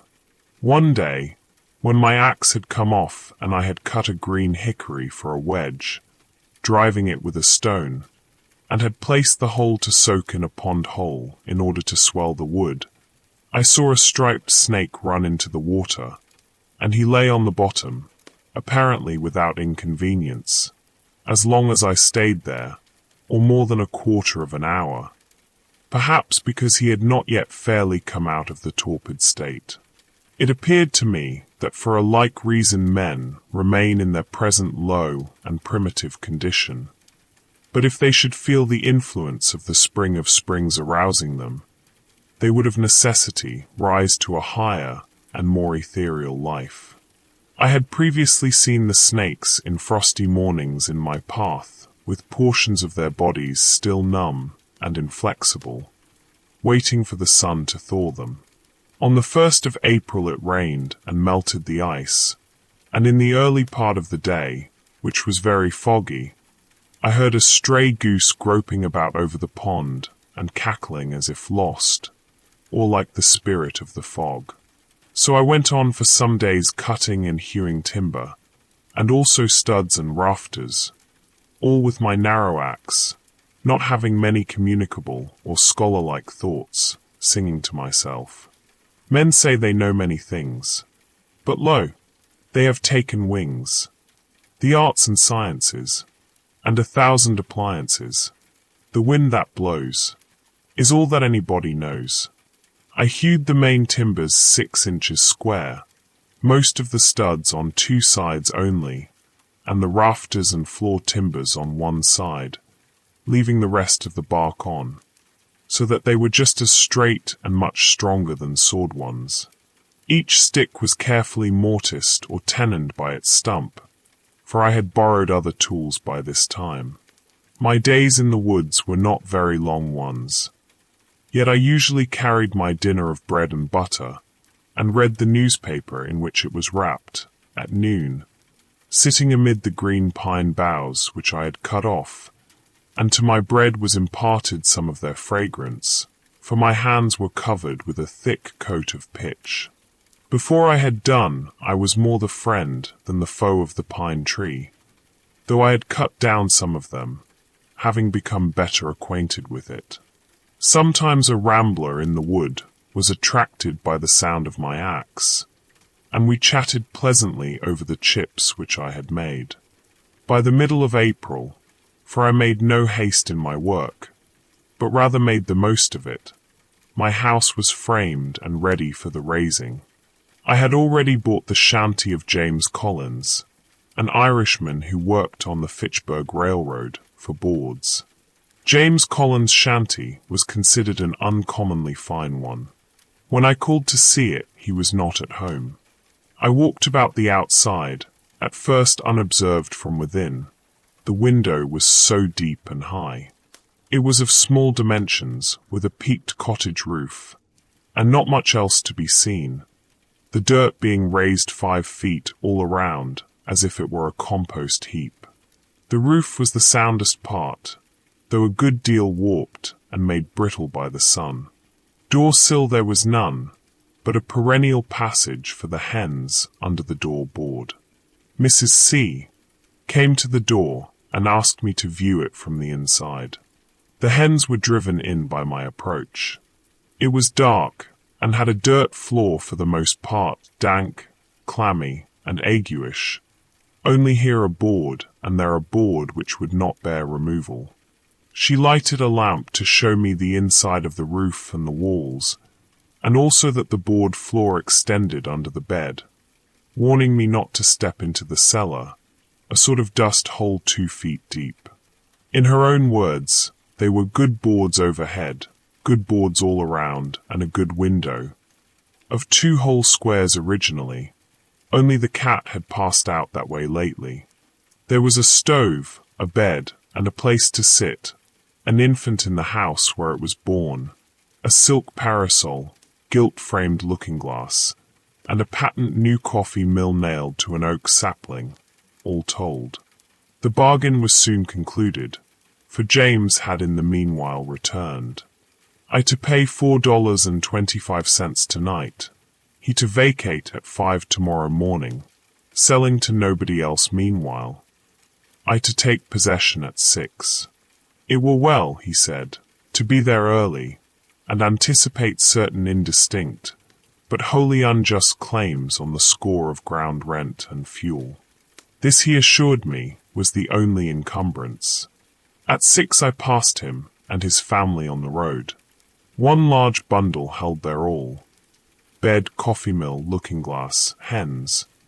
All but the cat. She took to the woods and became a wild cat, and as I learned afterward, trod in a trap set for woodchucks, and so became a dead cat at last. I took down this dwelling the same morning, drawing the nails, and removed it to the pond side by small cartloads, spreading the boards on the grass there to bleach and warp back again in the sun. 1 early thrush gave me a note, or 2 as I drove along the woodland path. I was informed treacherously by a young Patrick that neighbour Seeley, an Irishman, in the intervals of the carting, transferred the still tolerable, straight, and drivable nails, staples, and spikes to his pocket, and then stood when I came back to pass the time of day, and look freshly up unconcerned, with spring thoughts, at the devastation, there being a dearth of work, as he said. He was there to represent spectator Dom, and help make this seemingly insignificant event one with the removal of the gods of Troy. I dug my cellar in the side of a hill sloping to the south, where a woodchuck had formerly dug his burrow, down through sumac and blackberry roots, and the lowest stain of vegetation, 6 feet square by 7 deep, to a fine sand where potatoes would not freeze in any winter. The sides were left shelving, and not stoned, but the sun having never shone on them, the sand still keeps its place. It was but 2 hours' work. I took particular pleasure in this breaking of ground, for in almost all latitudes men dig into the earth for an equable temperature. Under the most splendid house in the city is still to be found the cellar where they store their roots as of old, and long after the superstructure has disappeared posterity remark its dent in the earth. The house is still but a sort of porch at the entrance of a burrow. At length, in the beginning of May, with the help of some of my acquaintances, rather to improve so good an occasion for neighborliness than from any necessity, I set up the frame of my house. No man was ever more honored in the character of his raisers than I. They are destined, I trust, to assist at the raising of loftier structures one day. I began to occupy my house on the 4th of July, as soon as it was boarded and roofed, for the boards were carefully feather-edged and lapped, so that it was perfectly impervious to rain. But before boarding I laid the foundation of a chimney at one end, bringing 2 cartloads of stones up the hill from the pond in my arms. I built the chimney after my hoeing in the fall, before a fire became necessary for warmth, doing my cooking in the mean while out of doors on the ground, early in the morning, which mode I still think is in some respects more convenient and agreeable than the usual one. When it stormed before my bread was baked, I fixed a few boards over the fire, and sat under them to watch my loaf, and passed some pleasant hours in that way. In those days, when my hands were much employed, I read but little, but the least scraps of paper which lay on the ground, my holder, or tablecloth, afforded me as much entertainment, in fact answered the same purpose as the Iliad. It would be worth the while to build still more deliberately than I did, considering, for instance, what foundation a door, a window, a cellar, a garret, have in the nature of man, and perchance never raising any superstructure until we found a better reason for it than our temporal necessities even. There is some of the same fitness in a man's building his own house that there is in a bird's building its own nest.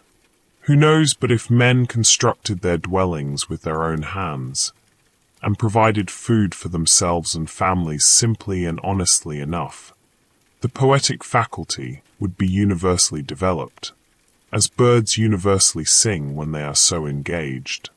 But alas, we do like cowbirds and cuckoos, which lay their eggs in nests which other birds have built, and cheer no traveller with their chattering and unmusical notes. Shall we forever resign the pleasure of construction to the carpenter? What does architecture amount to in the experience of the mass of men? I never in all my walks came across a man engaged in so simple and natural an occupation as building his house. We belong to the community. It is not the tailor alone who is the 9th part of a man. It is as much the preacher, and the merchant, and the farmer. Where is this division of labor to end? And what object does it finally serve? No doubt another may also think for me, but it is not therefore desirable that he should do so to the exclusion of my thinking for myself.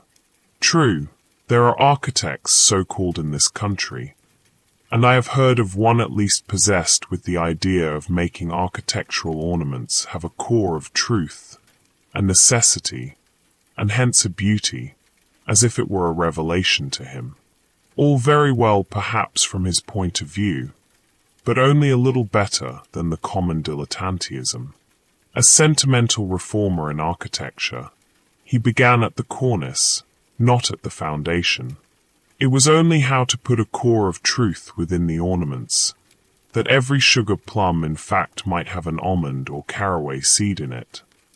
Though I hold that almonds are most wholesome without the sugar, and not how the inhabitant, the indweller, might build truly within and without, and let the ornaments take care of themselves.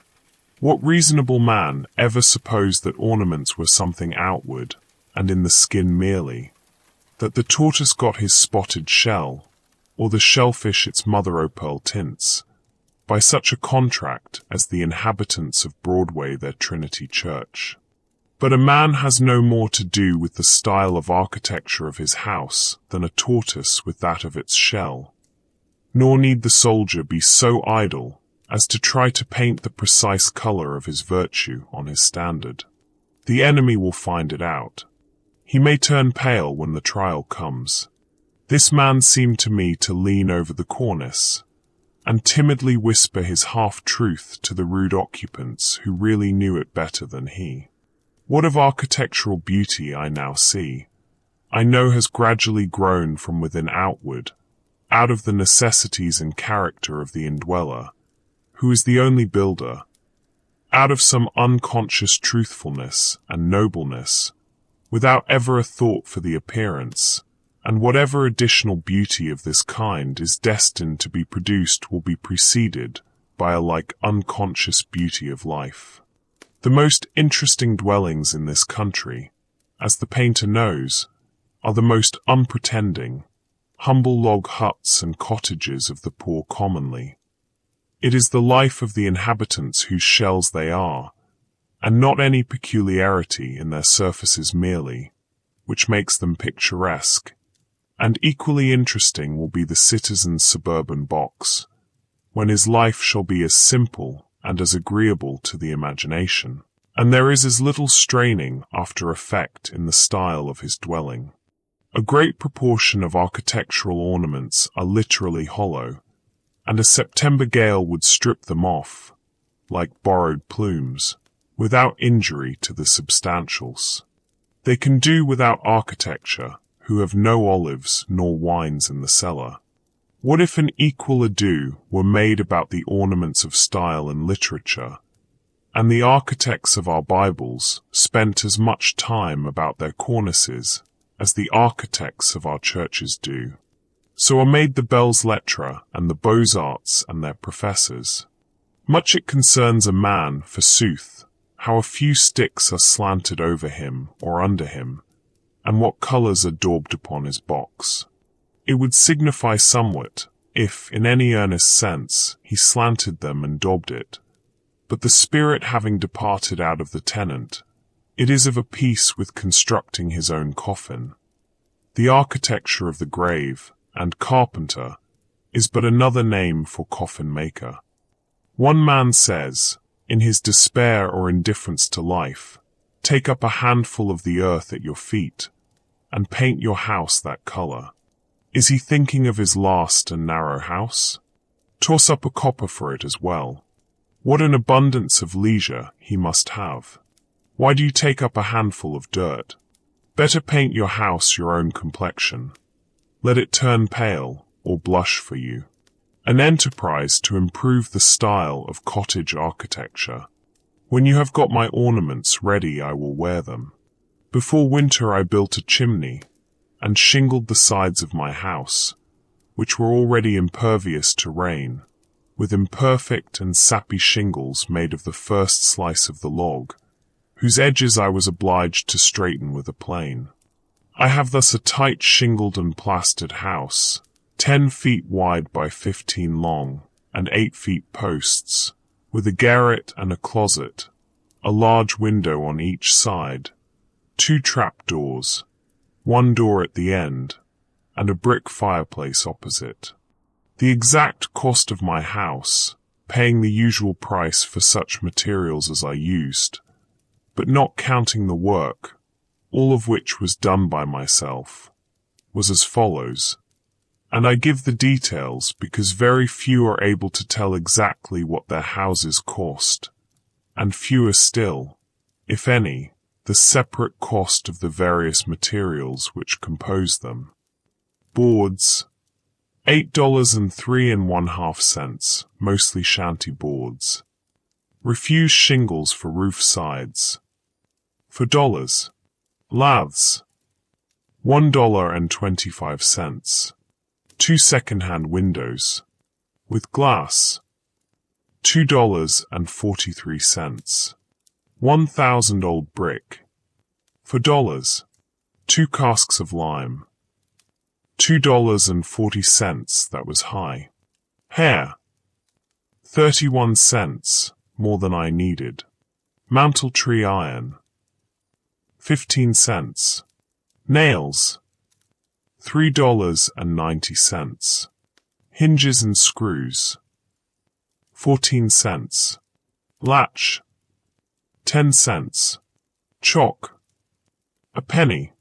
Transportation, $1.40.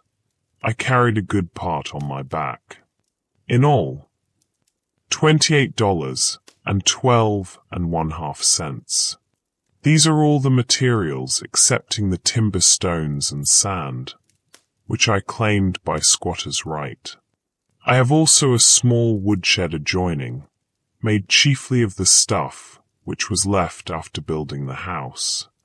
I intend to build me a house which will surpass any on the main street in concord and grandeur and luxury, as soon as it pleases me as much, and will cost me no more than my present one.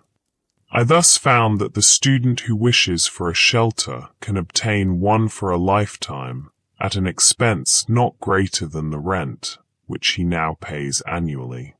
If I seem to boast more than is becoming, my excuse is that I brag for humanity rather than for myself, and my shortcomings and inconsistencies do not affect the truth of my statement. Notwithstanding much cant and hypocrisy, chaff which I find it difficult to separate from my wheat, but for which I am as sorry as any man, I will breathe freely and stretch myself in this respect. It is such a relief to both the moral and physical system, and I am resolved that I will not through humility become the devil's attorney. I will endeavour to speak a good word for the truth. At Cambridge College the mere rent of a student's room, which is only a little larger than my own, is $30 each year, though the corporation had the advantage of building 32 side by side and under one roof, and the occupant suffers the inconvenience of many and noisy neighbours, and perhaps a residence in the 4th story. I cannot but think that if we had more true wisdom in these respects, not only less education would be needed, because, forsooth, more would already have been acquired, but the pecuniary expense of getting an education would in a great measure vanish. Those conveniences which the student requires at Cambridge or elsewhere cost him, or somebody else 10 times as great a sacrifice of life as they would with proper management on both sides. Those things for which the most money is demanded are never the things which the student most wants. Tuition, for instance, is an important item in the term bill, while for the far more valuable education, which he gets by associating with the most cultivated of his contemporaries, no charge is made. The mode of founding a college is, commonly, to get up a subscription of dollars and cents, and then following blindly the principles of a division of labor to its extreme, a principle which should never be followed but with circumspection. To call in a contractor who makes this a subject of speculation, and he employs Irishmen or other operatives actually to lay the foundations, while the students that are to be are said to be fitting themselves for it, and for these oversights successive generations have to pay. I think that it would be better than this for the students, or those who desire to be benefited by it, even to lay the foundation themselves. The student who secures his coveted leisure and retirement by systematically shirking any labor necessary to man obtains, but an ignoble and unprofitable leisure, defrauding himself of the experience which alone can make leisure fruitful. But, says one, you do not mean that the students should go to work with their hands instead of their heads. I do not mean that exactly, but I mean something which he might think a good deal like that. I mean that they should not play life, or study it merely, while the community supports them at this expensive game, but earnestly live it from beginning to end. How could youths better learn to live than by, at once trying the experiment of living? Methinks this would exercise their minds as much as mathematics.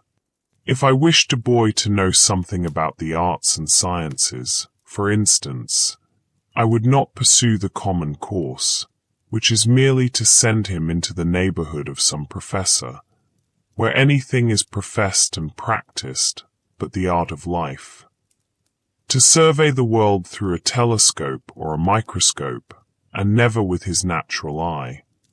To study chemistry, and not learn how his bread is made, or mechanics, and not learn how it is earned. To discover new satellites to Neptune, and not detect the motes in his eyes, or to what vagabond he is a satellite himself, or to be devoured by the monsters that swarm all around him, while contemplating the monsters in a drop of vinegar, which would have advanced the most at the end of a month. The boy who had made his own jackknife from the ore which he had dug and smelted, reading as much as would be necessary for this. Or the boy who had attended the lectures on metallurgy at the Institute in the meanwhile, and had received a Rogers penknife from his father, which would be most likely to cut his fingers. To my astonishment, I was informed on leaving college that I had studied navigation. Why? If I had taken one turn down the harbor, I should have known more about it. Even the poor student studies, and is taught only political economy, while that economy of living, which is synonymous with philosophy, is not even sincerely professed in our colleges. The consequence is that while he is reading Adam Smith, Ricardo, and Say, he runs his father in debt irretrievably. As with our colleges, so with 100 modern improvements. There is an illusion about them. There is not always a positive advance. The devil goes on exacting compound interest to the last for his early share and numerous succeeding investments in them. Our inventions are wont to be pretty toys, which distract our attention from serious things. They are but improved means to an unimproved end, an end which it was already but too easy to arrive at, as railroads lead to Boston or New York. We are in great haste to construct a magnetic telegraph from Maine to Texas, but Maine and Texas, it may be, have nothing important to communicate. Either is in such a predicament as the man who was earnest to be introduced to a distinguished deaf woman, but when he was presented, and one end of her ear trumpet was put into his hand, had nothing to say, as if the main object were to talk fast and not to talk sensibly. We are eager to tunnel under the Atlantic and bring the old world some weeks nearer to the new. But perchance the first news that will leak through into the broad, flapping American ear will be that the Princess Adelaide has the whooping cough. After all, the man whose horse trots a mile in a minute does not carry the most important messages. He is not an evangelist, nor does he come round eating locusts and wild honey. I doubt if Flying Childers ever carried a peck of corn to mill. One says to me, "I wonder that you do not lay up money. You love to travel. You might take the cars and go to Fitchburg today and see the country." But I am wiser than that. I have learned that the swiftest traveler is he that goes afoot. I say to my friend, suppose we try who will get there first. The distance is 30 miles, the fare 90 cents. That is almost a day's wages. I remember when wages were 60 cents a day for laborers on this very road. Well, I start now on foot and get there before night. I have traveled at that rate by the week together. You will in the meanwhile have earned your fare and arrive there sometime tomorrow, or possibly this evening, if you are lucky enough to get a job in season. Instead of going to Fitchburg, you will be working here the greater part of the day. And so, if the railroad reached round the world, I think that I should keep ahead of you. And as for seeing the country and getting experience of that kind, I should have to cut your acquaintance altogether. Such is the universal law, which no man can ever outwit. And with regard to the railroad, even we may say it is as broad as it is long. To make a railroad round the world available to all mankind is equivalent to grading the whole surface of the planet. Men have an indistinct notion that if they keep up this activity of joint stocks and spades long enough, all will at length ride somewhere, in next to no time, and for nothing. But though a crowd rushes to the depot, and the conductor shouts, "All aboard!" when the smoke is blown away and the vapor condensed, it will be perceived that a few are riding, but the rest are run over, and it will be called, and will be, a melancholy accident. No doubt they can ride at last who shall have earned their fare, that is, if they survive so long, but they will probably have lost their elasticity and desire to travel by that time. This spending of the best part of one's life earning money in order to enjoy a questionable liberty during the least valuable part of it reminds me of the Englishman who went to India to make a fortune first, in order that he might return to England and live the life of a poet. He should have gone up garret at once. "What?" exclaim a million Irishmen starting up from all the shanties in the land. "Is not this railroad which we have built a good thing?" "Yes," I answer, "comparatively good. That is, you might have done worse. But I wish, as you are brothers of mine, that you could have spent your time better than digging in this dirt." Before I finished my house, wishing to earn $10 or $12 by some honest and agreeable method, in order to meet my unusual expenses, I planted about 2 acres and a half of light and sandy soil near it, chiefly with beans, but also a small part with potatoes, corn, peas, and turnips. The whole lot contains 11 acres, mostly growing up to pines and hickories, and was sold the preceding season for $8.08 an acre. One farmer said that it was good for nothing but to raise cheeping squirrels on. I put no manure whatever on this land, not being the owner, but merely a squatter, and not expecting to cultivate so much again, and I did not quite hoe it all once. I got out several cords of stumps in ploughing, which supplied me with fuel for a long time, and left small circles of virgin mold, easily distinguishable through the summer by the greater luxuriance of the beans there. The dead, and for the most part unmerchantable, wood behind my house, and the driftwood from the pond, have supplied the remainder of my fuel. I was obliged to hire a team and a man for the ploughing, though I held the plough myself. My farm outgoes for the first season were, for implements, seed, work, etc., $14.72.50. The seed corn was given me. This never costs anything to speak of, unless you plant more than enough. I got 12 bushels of beans and 18 bushels of potatoes, besides some peas and sweet corn. The yellow corn and turnips were too late to come to anything. My whole income from the farm was $23.44. Deducting the outgoes, $14.72.5. There are left $8.71.5. Beside produce consumed and on hand at the time this estimate was made of the value of $4.50. The amount on hand much more than balancing a little grass which I did not raise. All things considered, that is, considering the importance of a man's soul and of today, notwithstanding the short time occupied by my experiment, nay, partly even because of its transient character, I believe that was doing better than any farmer in Concord did that year.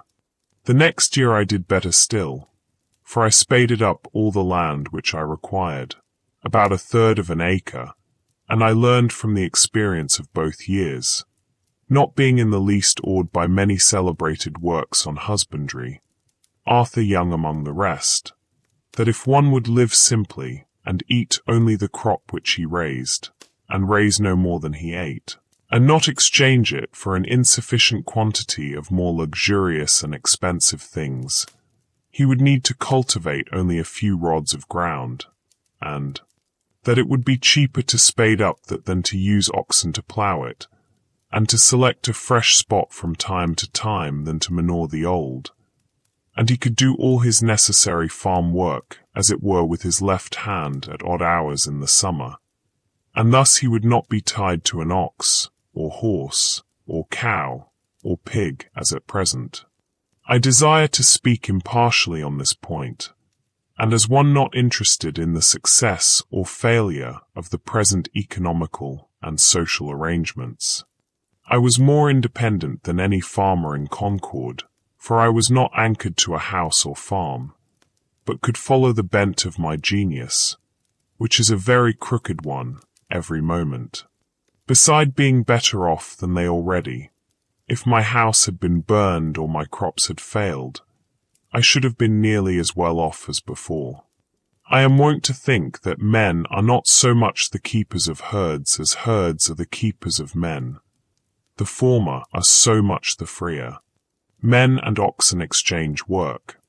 But if we consider necessary work only, the oxen will be seen to have greatly the advantage. Their farm is so much the larger. Man does some of his part of the exchange work in his 6 weeks of haying, and it is no boy's play.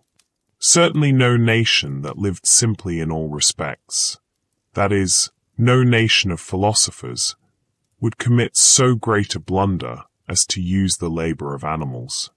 True, there never was, and is not likely soon to be a nation of philosophers, nor am I certain it is desirable that there should be. However, I should never have broken a horse or bull, and taken him to board for any work he might do for me, for fear I should become a horseman or a herdsman merely. And if society seems to be the gainer by so doing, are we certain that what is one man's gain is not another's loss, and that the stable boy has equal cause with his master to be satisfied? Granted that some public works would not have been constructed without this aid, and let man share the glory of such with the ox and horse, does it follow that he could not have accomplished works yet more worthy of himself in that case? When men begin to do, not merely unnecessary or artistic, but luxurious and idle work, with their assistants, it is inevitable that a few do all the exchange work with the oxen, or, in other words, become the slaves of the strongest. Man thus not only works for the animal within him, but for a symbol of this, he works for the animal without him. Though we have many substantial houses of brick or stone, the prosperity of the farmer is still measured by the degree to which the barn overshadows the house. This town is said to have the largest houses for oxen, cows, and horses hereabouts, and it is not behindhand in its public buildings. But there are very few halls for free worship or free speech in this county. It should not be by their architecture, but why not even by their power of abstract thought, that nations should seek to commemorate themselves? How much more admirable the Bhagavad Gita than all the ruins of the East. Towers and temples are the luxury of princes. A simple and independent mind does not toil at the bidding of any prince. Genius is not a retainer to any emperor, nor is its material silver, or gold, or marble, except to a trifling extent. To what end, pray, is so much stone hammered? In Arcadia, when I was there, I did not see any hammering stone. Nations are possessed with an insane ambition to perpetuate the memory of themselves by the amount of hammered stone they leave. What if equal pains were taken to smooth and polish their manners? One piece of good sense would be more memorable than a monument as high as the moon. I love better to see stones in place. The grandeur of Thebes was a vulgar grandeur. More sensible is a rod of stone wall that bounds an honest man's field than 100-gated Thebes that has wandered farther from the true end of life. The religion and civilization, which are barbaric and heathenish, build splendid temples, but what you might call Christianity does not. Most of the stone a nation hammers goes toward its tomb only. It buries itself alive. As for the pyramids, there is nothing to wonder at in them so much as the fact that so many men could be found degraded enough to spend their lives constructing a tomb for some ambitious booby, whom it would have been wiser and manlier to have drowned in the Nile, and then given his body to the dogs. I might possibly invent some excuse for them and him, but I have no time for it. As for the religion and love of art of the builders, it is much the same all the world over, whether the building be an Egyptian temple or the United States Bank. It costs more than it comes to. The mainspring is vanity, assisted by the love of garlic and bread and butter. Mr. Balcom, a promising young architect, designs it on the back of his Vitruvius, with hard pencil and ruler, and the job is let out to Dobson and Sons, stonecutters.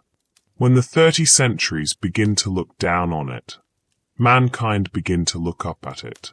As for your high towers and monuments, there was a crazy fellow once in this town who undertook to dig through to China, and he got so far that, as he said, he heard the Chinese pots and kettles rattle.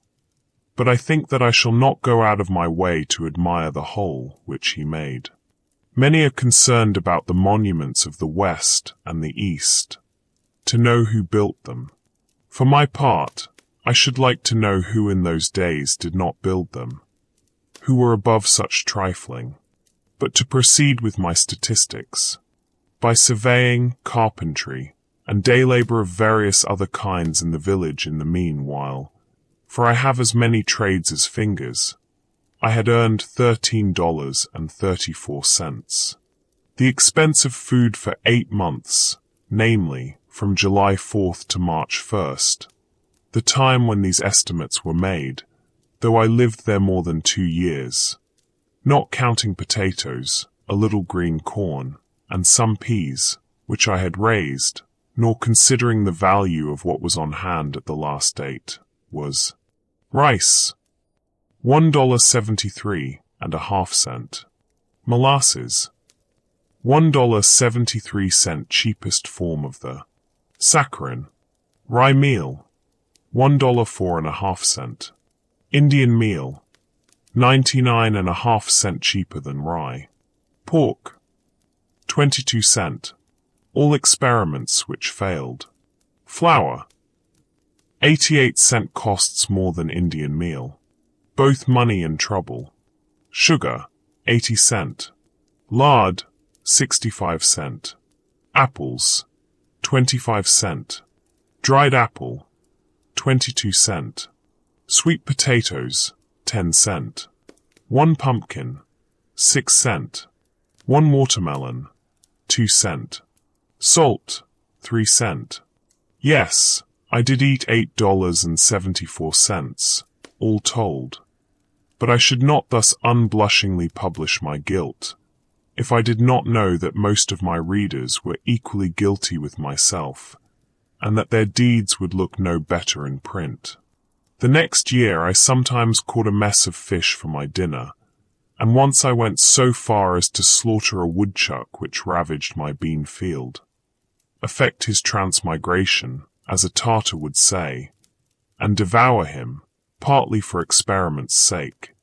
But though it afforded me a momentary enjoyment, notwithstanding a musky flavour, I saw that the longest use would not make that a good practice, however it might seem to have your woodchucks ready dressed by the village butcher. Clothing and some incidental expenses within the same dates, though little can be inferred from this item, amounted to $8.40 3/4. Oil and some household utensils, $2, so that all the pecuniary outgoes, excepting for washing and mending, which for the most part were done out of the house, and their bills have not yet been received, and these are all and more than all the ways by which money necessarily goes out in this part of the world, were: house, $28.12 1/2. Farm 1 year, $14.72 1/2. Food 8 months, $8.74. Clothing, etc., 8 months, $8.40 3/4. Oil and sea, 8 months, $2. In all, $61.99 1/2. I address myself now to those of my readers who have a living to get. And to meet this I have for farm produce sold, $23.44. Earned by day labor, $13.34. In all, $36.78, which subtracted from the sum of the outgoes leaves a balance of $25.21 3/4 on the one side, this being very nearly the means with which I started, and the measure of expenses to be incurred, and on the other, beside the leisure and independence and health thus secured, a comfortable house for me as long as I choose to occupy it. These statistics, however accidental and therefore uninstructive they may appear, as they have a certain completeness, have a certain value also. Nothing was given me of which I have not rendered some account. It appears from the above estimate that my food alone cost me in money about 27 cents a week. It was for nearly 2 years after this, rye and Indian meal without yeast, potatoes, rice, a very little salt pork, molasses and salt, and my drink water. It was fit that I should live on rice, mainly, who loved so well the philosophy of India. To meet the objections of some inveterate cavillers, I may as well state that if I dined out occasionally, as I always had done, and I trust shall have opportunities to do again, it was frequently to the detriment of my domestic arrangements. But the dining out being, as I have stated, a constant element, does not in the least affect a comparative statement like this. I learned from my 2 years' experience that it would cost incredibly little trouble to obtain one's necessary food, even in this latitude, that a man may use as simple a diet as the animals, and yet retain health and strength. I have made a satisfactory dinner, satisfactory on several accounts, simply off a dish of purslane, Portulaca oleracea, which I gathered in my cornfield, boiled and salted. I give the Latin on account of the savouriness of the trivial name. And pray what more can a reasonable man desire, in peaceful times, in ordinary noons, than a sufficient number of ears of green sweet corn boiled, with the addition of salt? Even the little variety which I used was a yielding to the demands of appetite, and not of health. Yet men have come to such a pass that they frequently starve, not for want of necessaries, but for want of luxuries. And I know a good woman who thinks that her son lost his life because he took to drinking water only. The reader will perceive that I am treating the subject rather from an economic than a dietetic point of view, and he will not venture to put my abstemiousness to the test unless he has a well-stocked larder. Bread I at first made of pure Indian meal and salt, genuine hoe cakes, which I baked before my fire out of doors on a shingle or the end of a stick of timber sawed off in building my house.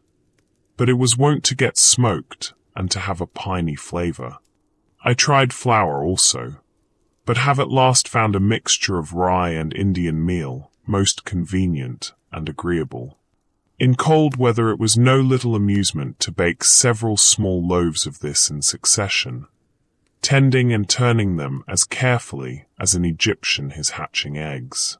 They were a real cereal fruit which I ripened, and they had to my senses a fragrance like that of other noble fruits, which I kept in as long as possible by wrapping them in cloths. I made a study of the ancient and indispensable art of bread-making, consulting such authorities as offered, going back to the primitive days and first invention of the unleavened kind, when from the wildness of nuts and meats men first reached the mildness and refinement of this diet, and travelling gradually down in my studies through that accidental souring of the dough which, it is supposed, taught the leavening process, and through the various fermentations thereafter, till I came to good, sweet, wholesome bread, the staff of life. Leaven, which some deem the soul of bread, the spiritus which fills its cellular tissue, which is religiously preserved like the vestal fire.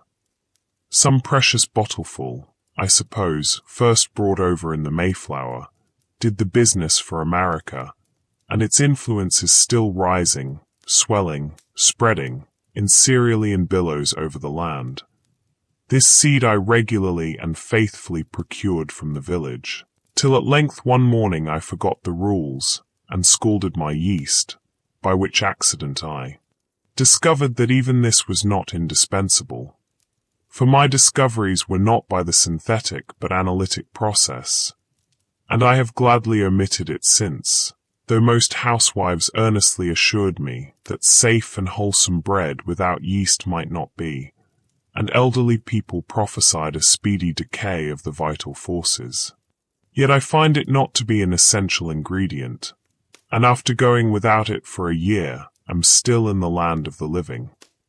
And I am glad to escape the trivialness of carrying a bottleful in my pocket, which would sometimes pop and discharge its contents to my discomfiture. It is simpler and more respectable to omit it. Man is an animal who more than any other can adapt himself to all climates and circumstances. Neither did I put any sal soda, or other acid or alkali, into my bread. It would seem that I made it according to the recipe which Marcus Porcius Cato gave about 2 centuries before Christ. Panem depstitium sic facito, manus mortuiumque bene levato, farinam in mortarium indito, acqui pollitim addito, subigitoque pulcher, ubi bene subegeris, defingito, cocatoque sub testu, which I take to mean, make kneaded bread thus. Wash your hands and trough well. Put the meal into the trough, add water gradually, and knead it thoroughly. When you have kneaded it well, mold it, and bake it under a cover, that is, in a baking kettle. Not a word about leaven. But I did not always use this staff of life. At one time, owing to the emptiness of my purse, I saw none of it for more than a month. Every New Englander might easily raise all his own breadstuffs in this land of rye and Indian corn, and not depend on distant and fluctuating markets for them. Yet so far are we from simplicity and independence that in Concord, fresh and sweet meal is rarely sold in the shops, and hominy and corn in a still coarser form are hardly used by any. For the most part the farmer gives to his cattle and hogs the grain of his own producing, and buys flour, which is at least no more wholesome, at a greater cost at the store. I saw that I could easily raise my bushel or two of rye and Indian corn, for the former will grow on the poorest land, and the latter does not require the best, and grind them in a hand mill, and so do without rice and pork. And if I must have some concentrated sweet, I found by experiment that I could make a very good molasses either of pumpkins or beets. And I knew that I needed only to set out a few maples to obtain it more easily still. And while these were growing I could use various substitutes beside those which I have named. For, as the forefathers sang, we can make liquor to sweeten our lips, of pumpkins and parsnips and walnut tree chips. Finally, as for salt, that grossest of groceries, to obtain this might be a fit occasion for a visit to the seashore, or, if I did without it altogether, I should probably drink the less water. I do not learn that the Indians ever troubled themselves to go after it. Thus I could avoid all trade and barter, so far as my food was concerned, and having a shelter already, it would only remain to get clothing and fuel. The pantaloons which I now wear were woven in a farmer's family. Thank heaven there is so much virtue still in man, for I think the fall from the farmer to the operative as great and memorable as that from the man to the farmer. And in a new country, fuel is an encumbrance. As for a habitat, if I were not permitted still to squat, I might purchase 1 acre at the same price for which the land I cultivated was sold, namely $8.08. But as it was, I considered that I enhanced the value of the land by squatting on it. There is a certain class of unbelievers who sometimes ask me such questions as, if I think that I can live on vegetable food alone, and to strike at the root of the matter at once. For the root is faith. I am accustomed to answer such, that I can live on board nails. If they cannot understand that, they cannot understand much that I have to say. For my part, I am glad to hear of experiments of this kind being tried, as that a young man tried for a fortnight to live on hard, raw corn on the ear, using his teeth for all mortar. The squirrel tribe tried the same and succeeded. The human race is interested in these experiments, though a few old women who are incapacitated for them, or who own their thirds in mills, may be alarmed. My furniture, part of which I made myself, and the rest cost me nothing of which I have not rendered an account, consisted of a bed, a table, a desk, 3 chairs, a looking-glass 3 inches in diameter, a pair of tongs and andirons, a kettle, a skillet, and a frying pan, a dipper, a wash bowl, 2 knives and forks, 3 plates, 1 cup, 1 spoon, a jug for oil, a jug for molasses, and a japanned lamp. None is so poor that he needs sit on a pumpkin. That is shiftlessness. There is a plenty of such chairs, as I like best in the village garrets to be had for taking them away. Furniture. Thank God, I can sit and I can stand without the aid of a furniture warehouse. What man but a philosopher would not be ashamed to see his furniture packed in a cart, and going up country, exposed to the light of heaven and the eyes of men, a beggarly account of empty boxes? That is Spaulding's furniture. I could never tell from inspecting such a load whether it belonged to a so-called rich man or a poor one. The owner always seemed poverty-stricken. Indeed, the more you have of such things the poorer you are. Each load looks as if it contained the contents of a dozen shanties. And if one shanty is poor, this is a dozen times as poor. Pray, for what do we move ever but to get rid of our furniture, our exuvii, at last to go from this world to another newly furnished, and leave this to be burned? It is the same as if all these traps were buckled to a man's belt, and he could not move over the rough country where our lines are cast without dragging them. dragging his trap. He was a lucky fox that left his tail in the trap. The muskrat will gnaw his third leg off to be free. No wonder man has lost his elasticity. How often he is at a dead set. Sir, if I may be so bold, what do you mean by a dead set? If you are a seer, whenever you meet a man you will see all that he owns, aye, and much that he pretends to disown, behind him, even to his kitchen furniture, and all the trumpery which he saves and will not burn, and he will appear to be harnessed to it, and making what headway he can. I think that the man is at a dead set who has got through a knot-hole or gateway where his sledge-load of furniture cannot follow him. I cannot but feel compassion when I hear some trig, compact-looking man, seemingly free, all girded and ready, speak of his furniture, as whether it is insured or not. But what shall I do with my furniture? My gay butterfly is entangled in a spider's web then. Even those who seem for a long while not to have any, if you inquire more narrowly, you will find have some stored in somebody's barn. I look upon England today as an old gentleman who is travelling with a great deal of baggage, trumpery which has accumulated from long housekeeping, which he has not the courage to burn. Great trunk, little trunk, bandbox and bundle. Throw away the first three at least.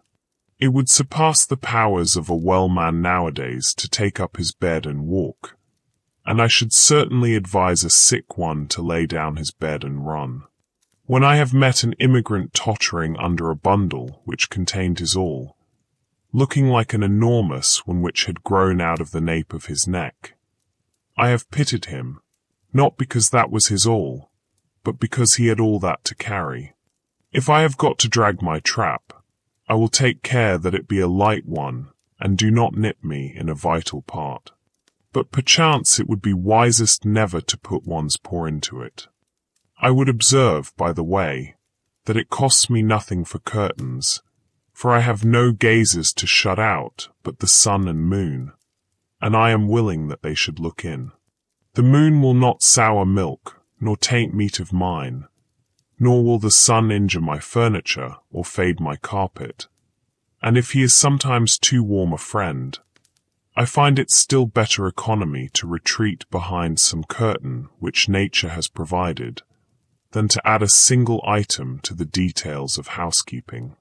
A lady once offered me a mat, but as I had no room to spare within the house, nor time to spare within or without to shake it, I declined it, preferring to wipe my feet on the sod before my door. It is best to avoid the beginnings of evil.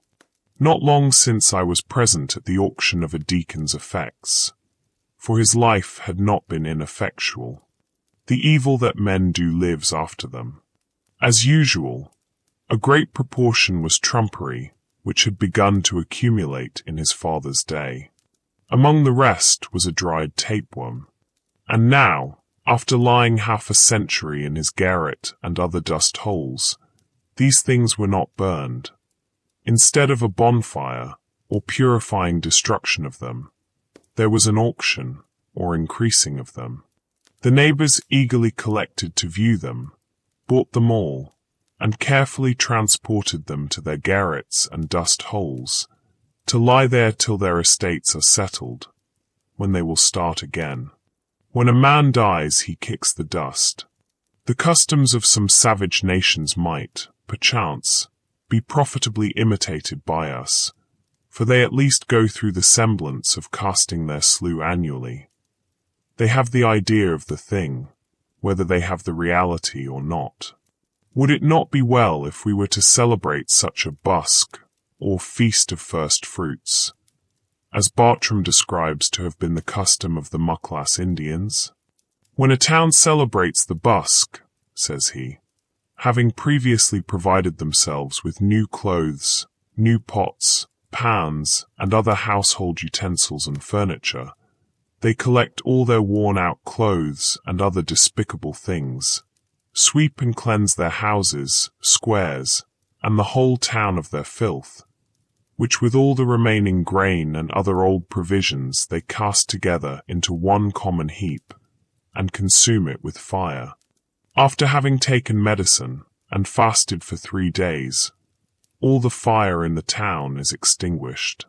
During this fast they abstain from the gratification of every appetite and passion whatever. A general amnesty is proclaimed. All malefactors may return to their town.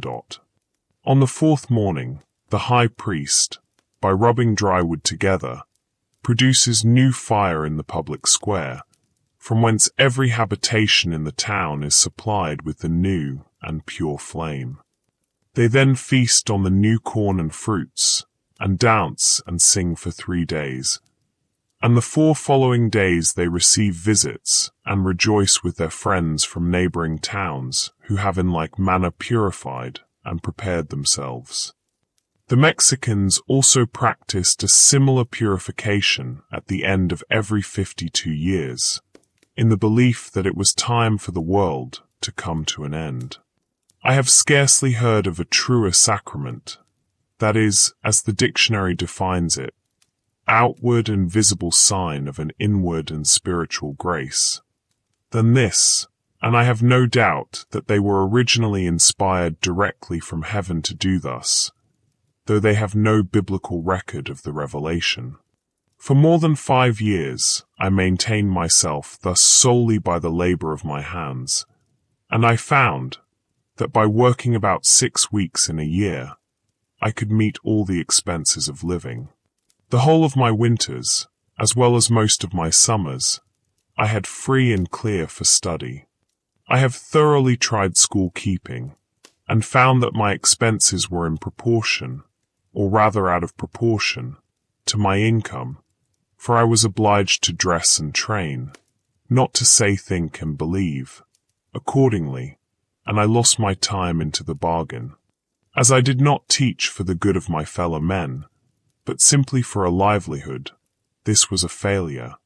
I have tried trade, but I found that it would take 10 years to get under way in that, and that then I should probably be on my way to the devil. I was actually afraid that I might by that time be doing what is called a good business, when formerly I was looking about to see what I could do for a living, some sad experience in conforming to the wishes of friends being fresh in my mind to tax my ingenuity. I thought often and seriously of picking huckleberries. That surely I could do, and its small profits might suffice. For my greatest skill has been to want but little. So little capital it required, so little distraction from my wonted moods, I foolishly thought. While my acquaintances went unhesitatingly into trade or the professions, I contemplated this occupation as most like theirs, ranging the hills all summer to pick the berries which came in my way, and thereafter carelessly dispose of them, so to keep the flocks of Admetus. I also dreamed that I might gather the wild herbs, or carry evergreens to such villages as loved to be reminded of the woods, even to the city, by hay-cart loads. But I have since learned that trade curses everything it handles, and though you trade in messages from heaven, the whole curse of trade attaches to the business. As I preferred some things to others, and especially valued my freedom, as I could fare hard and yet succeed well, I did not wish to spend my time in earning rich carpets or other fine furniture, or delicate cookery, or a house in the Grecian or the Gothic style just yet. If there are any to whom it is no interruption to acquire these things, and who know how to use them when acquired, I relinquish to them the pursuit. Some are industrious, and appear to love labor for its own sake, or perhaps because it keeps them out of worse mischief. To such I have at present nothing to say. Those who would not know what to do with more leisure than they now enjoy, I might advise to work twice as hard as they do. Work till they pay for themselves and get their free papers. For myself, I found that the occupation of a day laborer was the most independent of any, especially as it required only 30 or 40 days in a year to support one. The laborer's day ends with the going down of the sun, and he is then free to devote himself to his chosen pursuit, independent of his labor. But his employer, who speculates from month to month, has no respite from one end of the year to the other.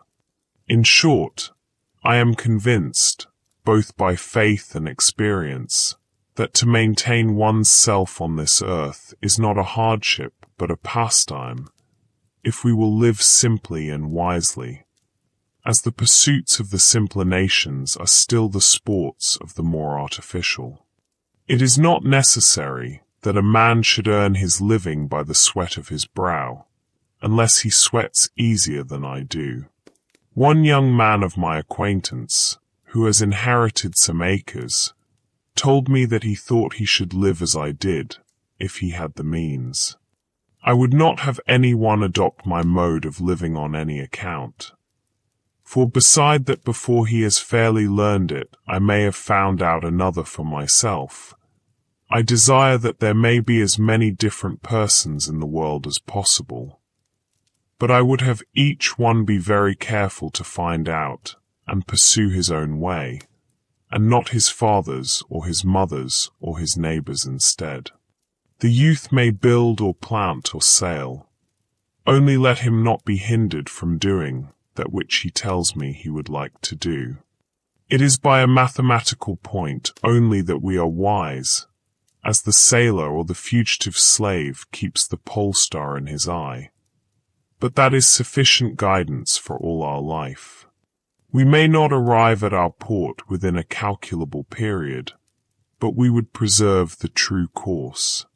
Undoubtedly, in this case, what is true for one is truer still for 1,000, as a large house is not proportionally more expensive than a small one, since one roof may cover, one cellar underlie, and one wall separate several apartments. But for my part, I preferred the solitary dwelling. Moreover, it will commonly be cheaper to build the whole yourself than to convince another of the advantage of the common wall. And when you have done this, the common petition, to be much cheaper, must be a thin one, and that other may prove a bad neighbor, and also not keep his side in repair. The only cooperation which is commonly possible is exceedingly partial and superficial. And what little true cooperation there is as if it were not, being a harmony inaudible to men. If a man has faith, he will cooperate with equal faith everywhere. If he has not faith, he will continue to live like the rest of the world, whatever company he is joined to. To cooperate, in the highest as well as the lowest sense, means to get our living together. I heard it proposed lately that 2 young men should travel together over the world, the one without money, earning his means as he went, before the mast and behind the plough, the other carrying a bill of exchange in his pocket. It was easy to see that they could not long be companions or cooperate, since one would not operate at all. They would part at the first interesting crisis in their adventures.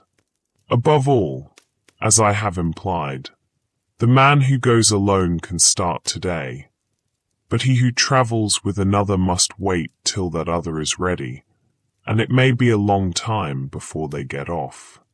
But all this is very selfish, I have heard some of my townsmen say. I confess that I have hitherto indulged very little in philanthropic enterprises. I have made some sacrifices to a sense of duty, and among others have sacrificed this pleasure also. There are those who have used all their arts to persuade me to undertake the support of some poor family in the town, and if I had nothing to do, for the devil finds employment for the idle, I might try my hand at some such pastime as that. However, when I have thought to indulge myself in this respect, and lay their heaven under an obligation by maintaining certain poor persons in all respects as comfortably as I maintain myself, and have even ventured so far as to make them the offer, they have one and all unhesitatingly preferred to remain poor. While my townsmen and women are devoted in so many ways to the good of their fellows, I trust that one at least may be spared to other and less humane pursuits. You must have a genius for charity as well as for anything else. As for doing good, that is one of the professions which are full. Moreover, I have tried it fairly, and, strange as it may seem, am satisfied that it does not agree with my constitution. Probably I should not consciously and deliberately forsake my particular calling to do the good which society demands of me, to save the universe from annihilation, and I believe that a like but infinitely greater steadfastness elsewhere is all that now preserves it. But I would not stand between any man and his genius, and to him who does this work, which I decline, with his whole heart and soul and life, I would say, persevere, even if the world call it doing evil, as it is most likely they will. I am far from supposing that my case is a peculiar one. No doubt many of my readers would make a similar defense. At doing something, I will not engage that my neighbors shall pronounce it good. I do not hesitate to say that I should be a capital fellow to hire, but what that is, it is for my employer to find out. What good I do, in the common sense of that word, must be aside from my main path, and for the most part wholly unintended. Men say, practically, begin where you are, and such as you are, without aiming mainly to become of more worth, and with kindness aforethought go about doing good. If I were to preach at all in this strain, I should say rather, set about being good.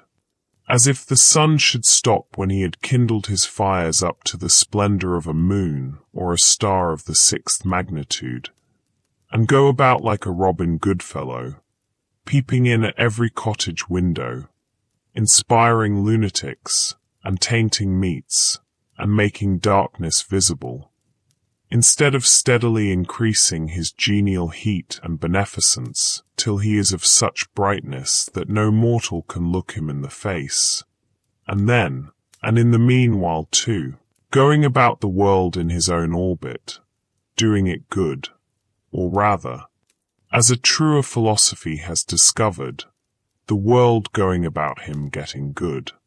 When Phaeton, wishing to prove his heavenly birth by his beneficence, had the sun's chariot but one day, and drove out of the beaten track, he burned several blocks of houses in the lower streets of heaven, and scorched the surface of the earth, and dried up every spring, and made the great desert of Sahara, till at length Jupiter hurled him headlong to the earth with a thunderbolt, and the sun, through grief at his death, did not shine for a year.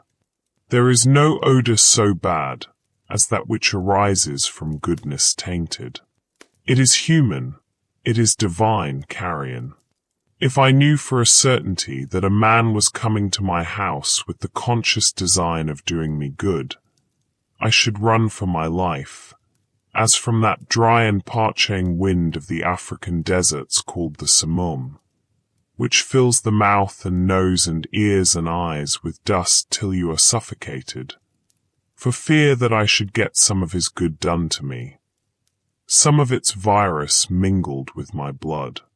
No, in this case I would rather suffer evil the natural way. A man is not a good man to me, because he will feed me if I should be starving, or warm me if I should be freezing, or pull me out of a ditch if I should ever fall into one. I can find you a Newfoundland dog, that will do as much. Philanthropy is not love for one's fellow man in the broadest sense. Howard was no doubt an exceedingly kind and worthy man in his way, and has his reward. But comparatively speaking, what are 100 Howards to us, if their philanthropy do not help us in our best estate, when we are most worthy to be helped? I never heard of a philanthropic meeting in which it was sincerely proposed to do any good to me, or the like of me. The Jesuits were quite balked by those Indians who, being burned at the stake, suggested new modes of torture to their tormentors. Being superior to physical suffering, it sometimes chanced that they were superior to any consolation which the missionaries could offer, and the law to do as you would be done by fell with less persuasiveness on the ears of those who, for their part, did not care how they were done by, who loved their enemies after a new fashion, and came very near freely forgiving them all they did. Be sure that you give the poor the aid they most need, though it be your example which leaves them far behind. If you give money, spend yourself with it, and do not merely abandon it to them. We make curious mistakes sometimes. Often the poor man is not so cold and hungry as he is dirty and ragged and gross. It is partly his taste, and not merely his misfortune. If you give him money, he will perhaps buy more rags with it.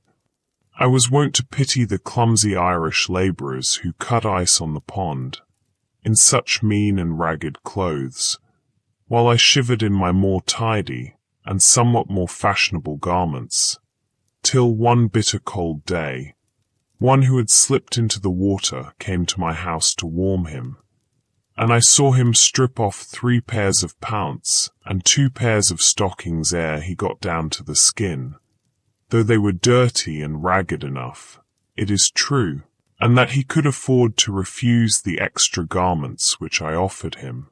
He had so many intra-ones. This ducking was the very thing he needed. Then I began to pity myself, and I saw that it would be a greater charity to bestow on me a flannel shirt than a whole slop shop on him. There are 1,000 hacking at the branches of evil to one who is striking at the root, and it may be that he who bestows the largest amount of time and money on the needy is doing the most by his mode of life to produce that misery which he strives in vain to relieve. It is the pious slave-breeder devoting the proceeds of every 10th slave to buy a Sunday's liberty for the rest.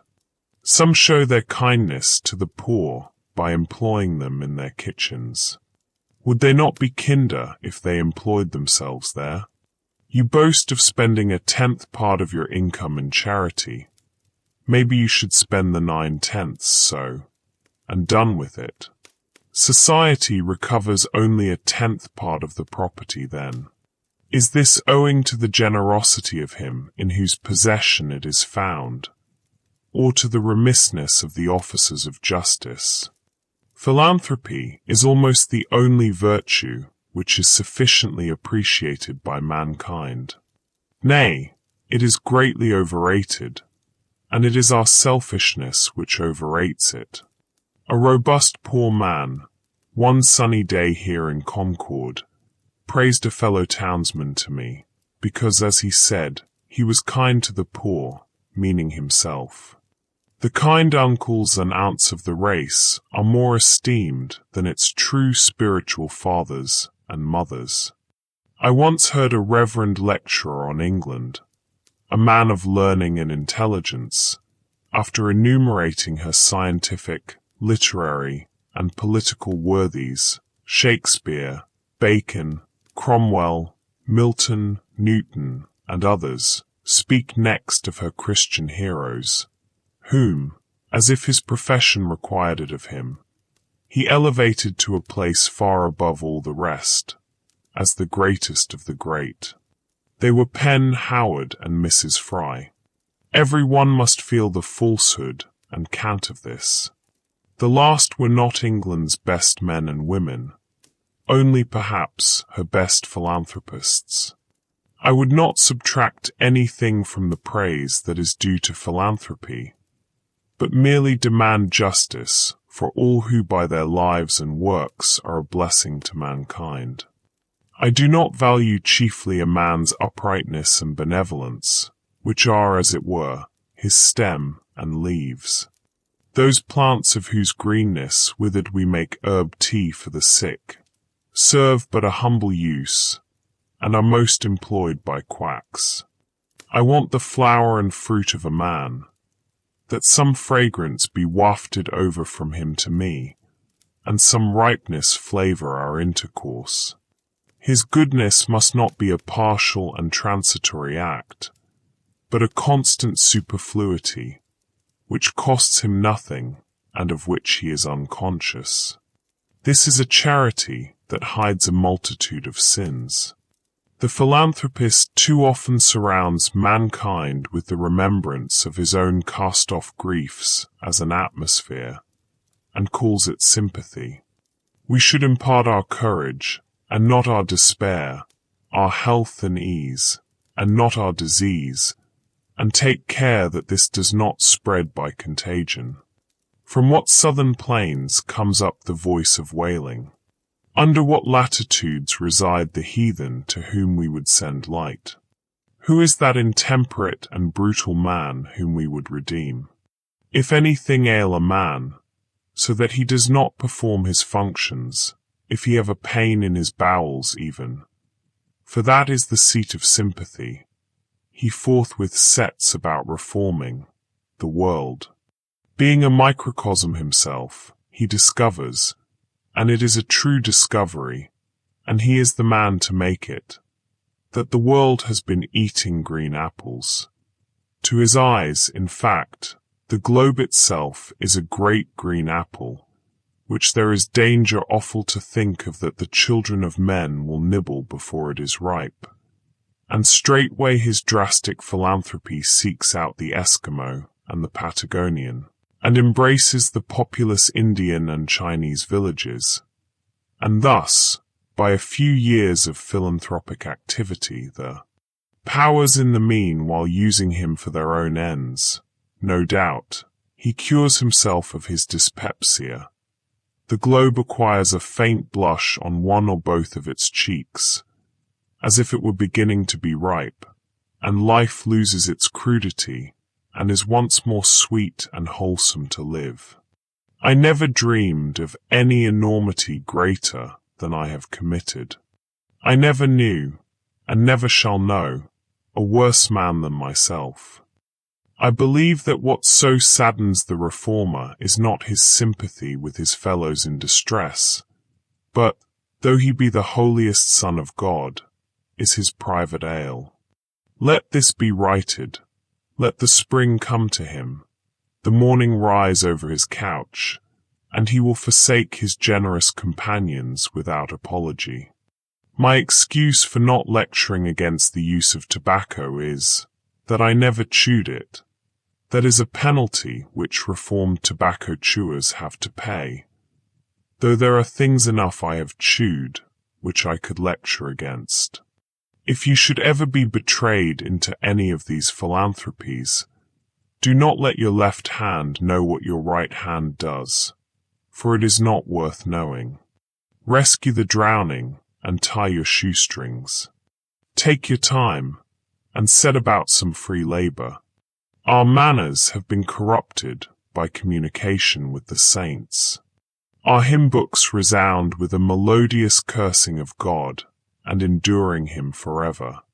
One would say that even the prophets and redeemers had rather consoled the fears than confirmed the hopes of man. There is nowhere recorded a simple and irrepressible satisfaction with the gift of life, any memorable praise of God. All health and success does me good, however far off and withdrawn it may appear. All disease and failure helps to make me sad and does me evil, however much sympathy it may have with me or I with it.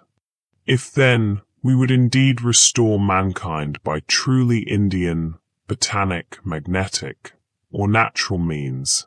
Let us first be as simple and well as nature ourselves, dispel the clouds which hang over our own brows, and take up a little life into our pores. Do not stay to be an overseer of the poor, but endeavor to become one of the worthies of the world. I read in the Gulistan, or flower garden, of Sheikh Sadi of Shiraz, that they asked a wise man, saying, "Of the many celebrated trees which the Most High God has created lofty and umbrageous, they call none azad, or free, excepting the cypress, which bears no fruit. What mystery is there in this?" He replied, "Each has its appropriate produce and appointed season, during the continuance of which it is fresh and blooming, and during their absence dry and withered. To neither of which states is the cypress exposed, being always flourishing. And of this nature are the azads, or religious independence. Fix not thy heart on that which is transitory, for the Dijla, or Tigris, will continue to flow through Baghdad after the race of caliphs is extinct. If thy hand has plenty, be liberal as the date tree, but if it affords nothing to give away, be an azad, or free man, like the cypress." Complemental verses. The pretensions of poverty.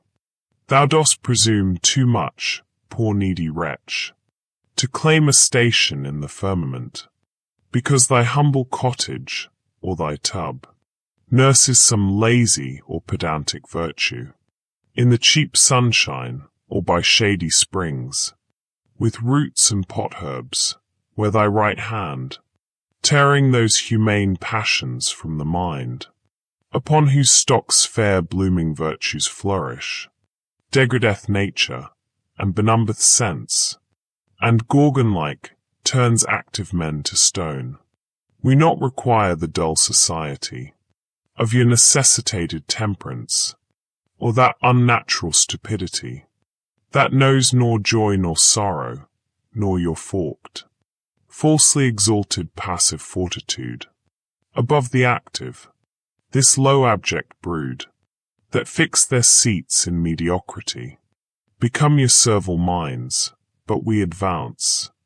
Such virtues only as admit excess, brave, bounteous acts, regal magnificence, all-seeing prudence, magnanimity, that knows no bound, and that heroic virtue, for which antiquity hath left no name, but patterns only, such as Hercules, Achilles, Theseus, back to thy loath cell, and when thou sayest the new enlightened sphere, study to know but what those worthies were. T. Carew.